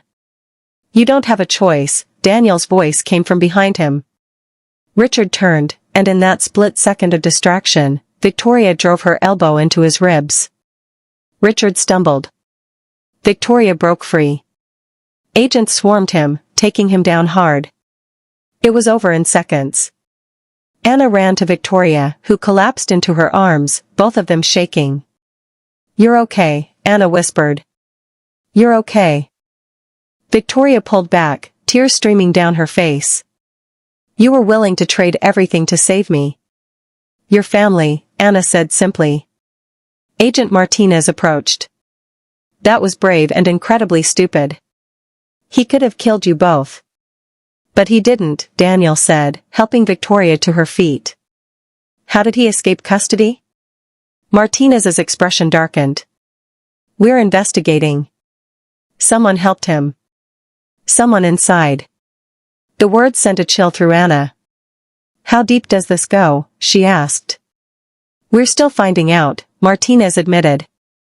"But Anna, what you said about a safe deposit box. Was that true?" Anna shook her head. I made it up to stall him. But he believed you. Which means your mother told him something. Martinez's eyes were sharp. What did she say exactly? When she mentioned insurance? Anna tried to remember. She didn't. Chen said she told him. But she never told me about any dead man's switch. Then either Chen was lying, or Martinez stopped. Or my mother had secrets even I don't know about, Anna finished. The thought was crushing. 20 years of running. 20 years of fear. And even now, after everything, there were still mysteries. Still shadows her mother had kept hidden. I want this finished, Anna said, her voice breaking. I want to testify. I want everyone to know what happened. I want my mother's name cleared and I want to move on with my life. Martinez nodded gently. Then let's do that. The grand jury is waiting. Anna's testimony lasted 4 hours. She told them everything. The necklace. The box. The letter. Her mother's final words. When she finished, the room was silent. The lead prosecutor stood. Miss Bennett, thank you. Your mother's courage, and yours, has brought down one of the largest criminal conspiracies in U.S. history. Anna nodded, too exhausted to feel anything. Outside the courthouse, media swarmed. Cameras flashed. Reporters shouted questions. Agent Martinez guided them to a waiting car. We'll take you somewhere quiet. Let you decompress. But as they drove away, Anna's phone buzzed. A text from an unknown number. Your mother left you one more gift. Check the lining of the box. Anna's hand shook. Stop the car. What? Daniel asked. The box. We need to get the box. Now. They diverted to the FBI evidence locker. Anna signed forms with trembling hands until they brought out her mother's cardboard box. She ran her fingers along the inside lining. There, a small bump she'd never noticed. She tore the fabric. A key fell out. Small, brass, with a number, 847. It's a safe deposit box key, Martinez said. The text was telling the truth. Which bank? Victoria asked. Anna turned the key over. Engraved on the back, First National, Columbus, Ohio. That's where we lived, Anna breathed. When she died. Within hours, they were on a plane to Ohio. The bank manager was skeptical until Martinez showed her badge. He led them to the vault, located box 847. This was registered to Sarah Bennett 15 years ago, he said. Paid up through 2050. He inserted his key. Anna inserted hers. The box opened. Inside was a single envelope and a video camera. Anna's hand shook as she opened the envelope. Inside was a letter in her mother's handwriting. My darling Anna. If you're reading this, you've found the truth. And you've been so brave. This camera contains my full testimony. Everything I witnessed. Everyone involved. It's the insurance I told Richard about, though I never actually gave him this location. I recorded this the week before I died. I knew they were close. I knew time was running out. But I also knew that you would find this someday. That you would be strong enough to finish what I started. I'm so proud of you, baby girl. Now finish it. Show the world everything. All my love. Mom. Anna picked up the camera with trembling hands. Can we watch it? Martinez nodded. They found a private room. Anna pressed play. Her mother's face filled the screen, younger than Anna remembered, but with the same eyes. The same determined expression. My name is Sarah Hastings, her mother said to the camera. And I'm about to tell you how one of America's most respected families became one of its most dangerous criminal enterprises. For the next 90 minutes, Anna watched her mother methodically destroy the Hastings empire.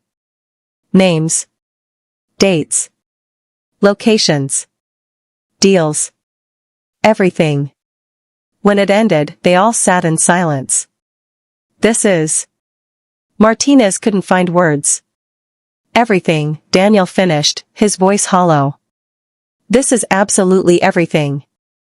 Names we didn't even know to look for. There are senators still in office here, Victoria whispered. Judges. CEOs. Then they all need to go down, Anna said firmly. She looked at Martinez. Release this. All of it. Let the world see what my mother died protecting.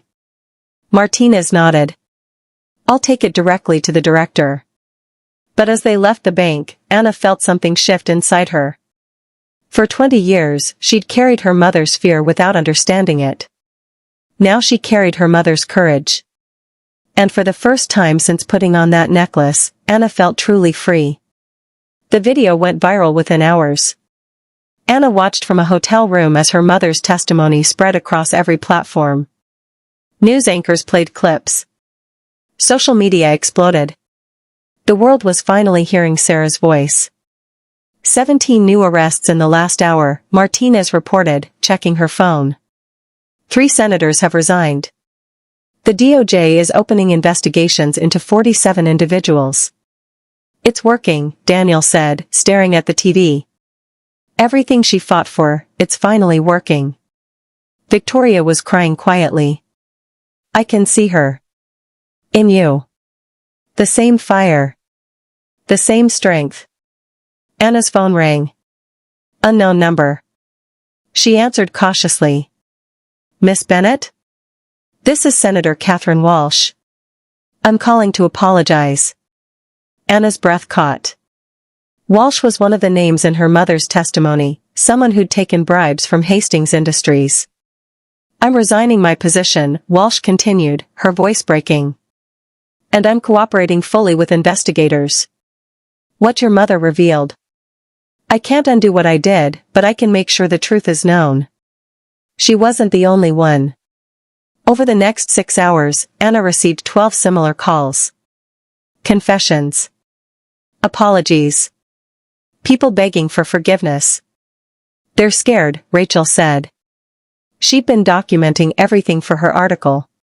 Your mother's testimony didn't just expose them, it gave them a chance to come clean before the walls close in completely. By midnight, the FBI had made over 60 arrests. Hastings Industries formally dissolved, its assets seized. And Anna's mother's name was everywhere, not as a dead heiress, but as a hero. There's someone here to see you, Martinez said, entering the room. An elderly woman followed her in. Dignified, with kind eyes. My name is Margaret Torres, she said. I was your mother's art teacher. 20 years ago, she came to me terrified. Said she'd found something terrible about her family. Anna leaned forward. What did she tell you? That she was going to disappear. That everyone would think she was dead. She asked me to watch over something for her. Margaret pulled out a small painting. She made this the week before the boat explosion. Said if anyone ever came looking for the truth, I should give it to her daughter. Anna took the painting with shaking hands. It was a portrait of Anna as a baby. And hidden in the background, painted in nearly invisible strokes, were numbers. Coordinates. What is this? Anna whispered. Daniel was already typing them into his phone. It's a location. In upstate New York. Middle of nowhere. We need to go there, Anna said. Now? Victoria asked. Now. Comment, what do you think is at those coordinates? Subscribe if you want to see how this all ends. Fire. They drove through the night, arriving at dawn. The coordinates led to a small cemetery. Overgrown. Forgotten. And there, beneath an unmarked stone, they found a name freshly carved. Jennifer Walsh, friend, died too young. The woman who died on the boat, Daniel breathed. Your mother gave her a grave. Anna knelt, touching the stone. All these years, her mother had made sure her friend wasn't forgotten. Beneath the name was an inscription. She saved my life by losing hers. I'm sorry I couldn't save her too. Sarah came here, Victoria whispered. She's been coming here all these years, hasn't she? Anna found fresh flowers by the grave. Recently placed. Someone else knows about this place, she said. I do. They turned to find an elderly man standing at the cemetery gate. Weathered face. Sad eyes.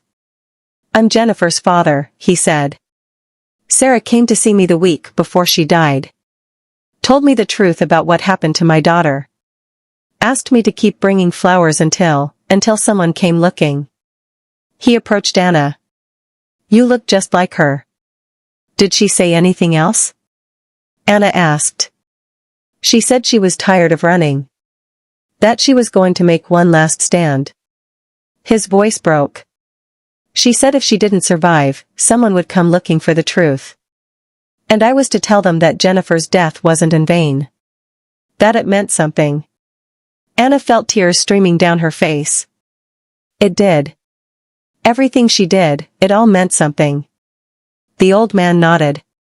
She asked me to give you this if you came. He handed Anna a final letter. Anna opened it with trembling hands. Anna. If you're reading this, you found Jennifer's grave. You found all of it. I'm so sorry for the life I gave you. For the fear. For the running. For not being the mother you deserved. But I hope I taught you the most important thing, the truth matters. Justice matters. Even when it costs everything. Live freely, baby girl. Live the life I couldn't. I love you forever. Anna clutched the letter to her chest, finally allowing herself to grieve, not just for her mother, but for all of it. The lost years. The fear. The sacrifice. Daniel put his arm around her. Victoria took her hand. And Rachel captured it all, the moment a family torn apart by lies finally came together in truth. 6 months later. Anna stood in front of the mirror, adjusting the collar of her dress. Through the window of her new apartment, a real apartment, in a safe neighborhood, paid for with money from the Hastings estate settlement, she could see the city coming alive in the morning light. So different from the cramped studio she'd lived in before. Before everything changed. You ready? Daniel called from the living room. Anna took a deep breath. As ready as I'll ever be. Today was the dedication ceremony.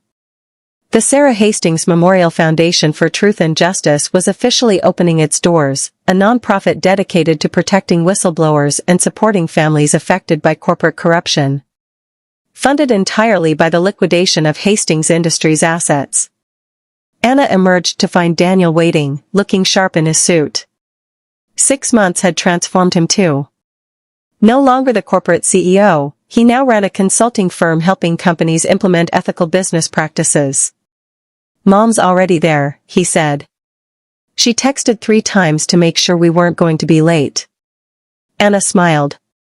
Victoria had thrown herself into the foundation with fierce dedication, as if trying to make up for decades of willful blindness. She and Anna had grown close, not replacing the mother Anna lost, but building something new. Something real.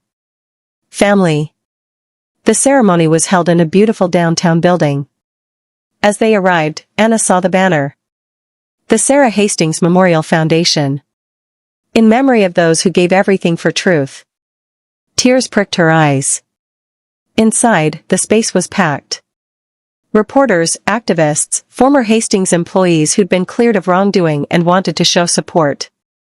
And there, in the front row, sat Victoria, Rachel, and Agent Martinez, the women who'd helped bring her mother's truth to light. Anna. Victoria rose, pulling her into a tight hug. You look beautiful, darling.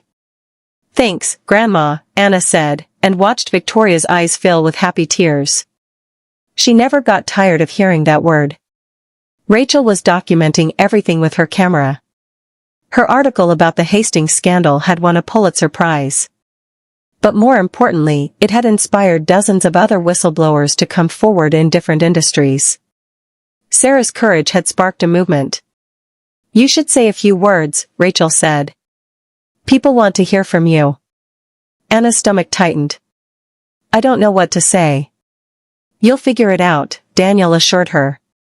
You always do. The ceremony began. The foundation's director, a former federal prosecutor, spoke about corporate accountability. A senator who'd survived the scandal by cooperating with investigators talked about redemption. Then it was Anna's turn. She walked to the podium on shaky legs, looking out at the crowd. So many faces. So many people whose lives had been touched by her mother's story. My mother was 19 when she discovered the truth about her family's business, Anna began, her voice stronger than she felt. She could have ignored it. Could have lived a comfortable life. But she chose differently. She paused, gathering courage. She chose truth over comfort. Justice over safety. And for that choice, she spent 20 years running. 20 years looking over her shoulder. 20 years living in fear. Anna's voice cracked. She died when I was 8. And for 15 years after that, I didn't understand why we'd lived the way we did. Why she was always so scared. Why she never talked about her past. She pulled out the necklace, her mother's necklace, and held it up. This necklace held the truth for 20 years. A tiny SD card with evidence that would eventually bring down one of America's most powerful families. My mother wore it every day, carrying that weight, protecting that secret. Anna clasped it around her neck. She taught me that some things are worth fighting for. That the truth matters, even when it costs everything. Especially when it costs everything. She looked at Victoria, at Daniel, at Rachel and Martinez. My mother didn't live to see justice done. But she made it possible. And this foundation, this building, this mission, it's her legacy. It's for everyone who's ever stood up against corruption and paid the price. For everyone who's ever been afraid to speak truth to power. Anna's voice grew stronger. We're here to say, you're not alone. Your courage matters. Your truth matters. And we will protect you the way my mother should have been protected. The applause was thunderous. As Anna stepped away from the podium, she felt a hand on her shoulder. She turned to find a young woman, maybe 22, with tears in her eyes. I work for a pharmaceutical company, the woman whispered. I found evidence they've been falsifying drug trial data. People are dying because of it. I've been too scared to say anything, but after hearing your story. She took a shaky breath. I want to report it. Can you help me? Anna felt her mother's presence like a warm hand on her back. Yes, she said firmly. We can absolutely help you. And she meant it. Comment below, how does this ending make you feel? Let me know. And if you love this story, subscribe for more incredible stories like this one. Fire. 3 months later. Anna sat in a coffee shop, laptop open, working on her graduate school application. She'd decided to study law, to learn how to fight the battles her mother had fought, but with the tools to win them. Her phone buzzed. A text from Daniel. Board meeting went well. The foundation just secured another major grant. Mom wants to celebrate. Dinner tonight? Anna smiled and texted back. I'll be there. Tell Grandma I'm bringing someone. She glanced across the table at James, a paralegal she'd met through the foundation, kind and honest and completely removed from the world of wealth and corruption. They'd been dating for 2 months, taking things slow, building something real. Something her mother would have approved of. Good news? James asked. Family dinner tonight, Anna said. Want to come? Fair warning, my grandmother will interrogate you and my brother will probably run a background check. James laughed. Sounds terrifying. I'm in. That evening, they gathered at Victoria's penthouse, the one thing she'd kept from her old life, though she'd redecorated completely, removing every trace of Thomas Hastings. The dining room was warm with laughter and conversation. Victoria had cooked, something she'd never done before her old life fell apart, but now found therapeutic. To Sarah, Victoria said, raising her glass. Who taught us all what real courage looks like? To Mom, Daniel echoed. To my mother, Anna added, her voice thick with emotion. Who gave me everything. They drank, and Anna felt the weight she'd carried for so long finally lift. After dinner, she found herself on the balcony, looking out at the city lights. Victoria joined her, wrapping a shawl around Anna's shoulders. She'd be so proud of you, Victoria said softly. My daughter. Your mother. She'd be so incredibly proud. I wish she could see this, Anna said. See what came from her sacrifice. I think she can, Victoria said. I think she's been watching over you all along. Anna touched the necklace at her throat. She wore it every day now, not as a burden, but as a reminder. The pharmaceutical company whistleblower we helped last month? Anna said. The FDA just announced a full investigation. They're recalling 3 drugs that were hurting people. Because of you, Victoria said. Because you gave her the courage to speak up. Because Mom gave me the courage to help her, Anna corrected. They stood in comfortable silence, grandmother and granddaughter, bound by loss but strengthened by love. I've been thinking, Victoria said carefully. About selling the penthouse. It has too many memories. Too many ghosts. Where would you go? Anna asked. Victoria smiled. I was thinking somewhere closer to you. Maybe we could look for places together? I've missed so much of your life already.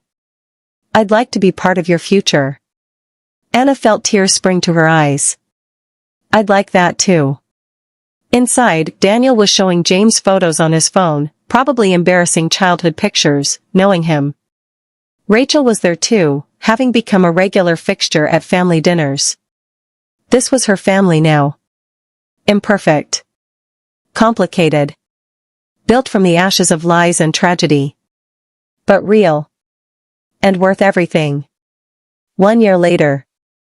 Anna walked across the stage to accept her award, the Sarah Hastings Medal for Whistleblower Advocacy, given to individuals who'd shown exceptional courage in exposing corruption. She was the first recipient. In the audience, Victoria beamed with pride. Daniel cheered loudly, embarrassing himself. James held up his phone, recording everything. And Rachel sat with her laptop, already writing the story about how the daughter of a murdered whistleblower had become a champion for justice. In her acceptance speech, Anna spoke about the 127 whistleblowers the foundation had protected in its first year. About the corrupt officials brought down. The lives saved. The truth revealed. My mother started this fight alone, Anna concluded. But none of us have to fight alone anymore. That's her gift to us. That's her legacy. The standing ovation lasted 5 minutes. Afterward, as they celebrated at a restaurant, Anna's phone rang. Unknown number. She answered cautiously. Hello? Miss Bennett? You don't know me, but I'm a researcher at a defense contractor. I found evidence of illegal weapons testing on civilian populations. I'm terrified, but I saw your speech and I thought. The voice broke. Can you help me? Anna looked around the table at her family, the family her mother's courage had given her. Yes, she said firmly. Tell me everything. We'll help you. Because that's what they did now. That's what Sarah's sacrifice had made possible. Justice. Truth.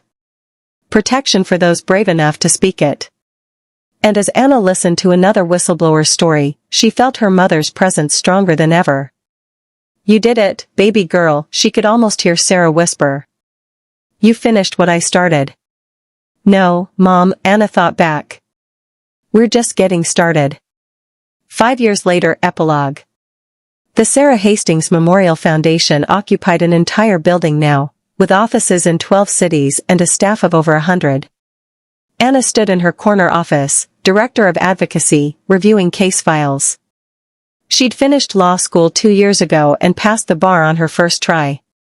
Her mother's daughter, through and through. A photo on her desk showed her wedding day, James in a tux, looking nervous and happy. Victoria officiating, having gotten ordained online specifically for the occasion. Daniel as best man. Rachel as maid of honor.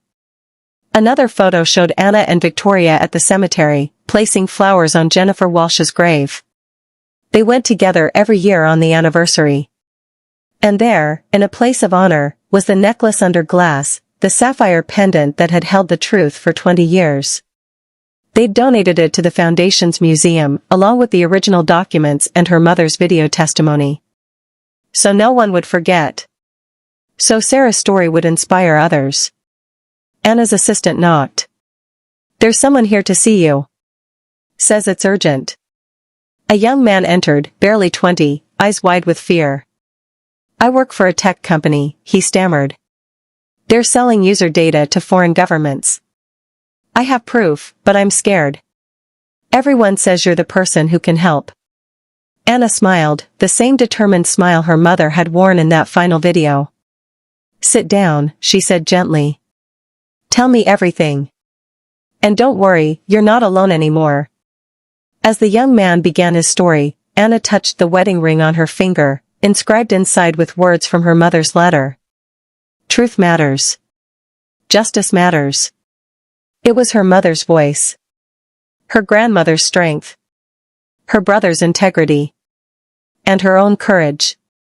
All of it woven together into a legacy that would outlive them all. Sarah Hastings had died protecting the truth. But through her daughter, she'd created an army of truth-tellers.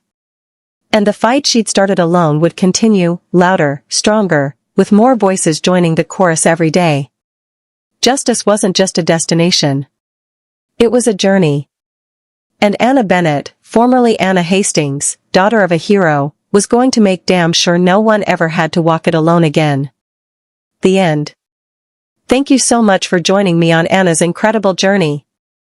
If this story moved you, please hit that subscribe button and drop a comment telling me what you thought. Which part made you cry? Which twist shocked you the most? I want to hear it all. Share this story with someone who needs to hear it. Because just like Sarah taught us, the truth matters. Your truth matters. And remember, you're stronger than you know, braver than you believe, and you are so loved. Until the next story, my beautiful souls. Gemstone Fire.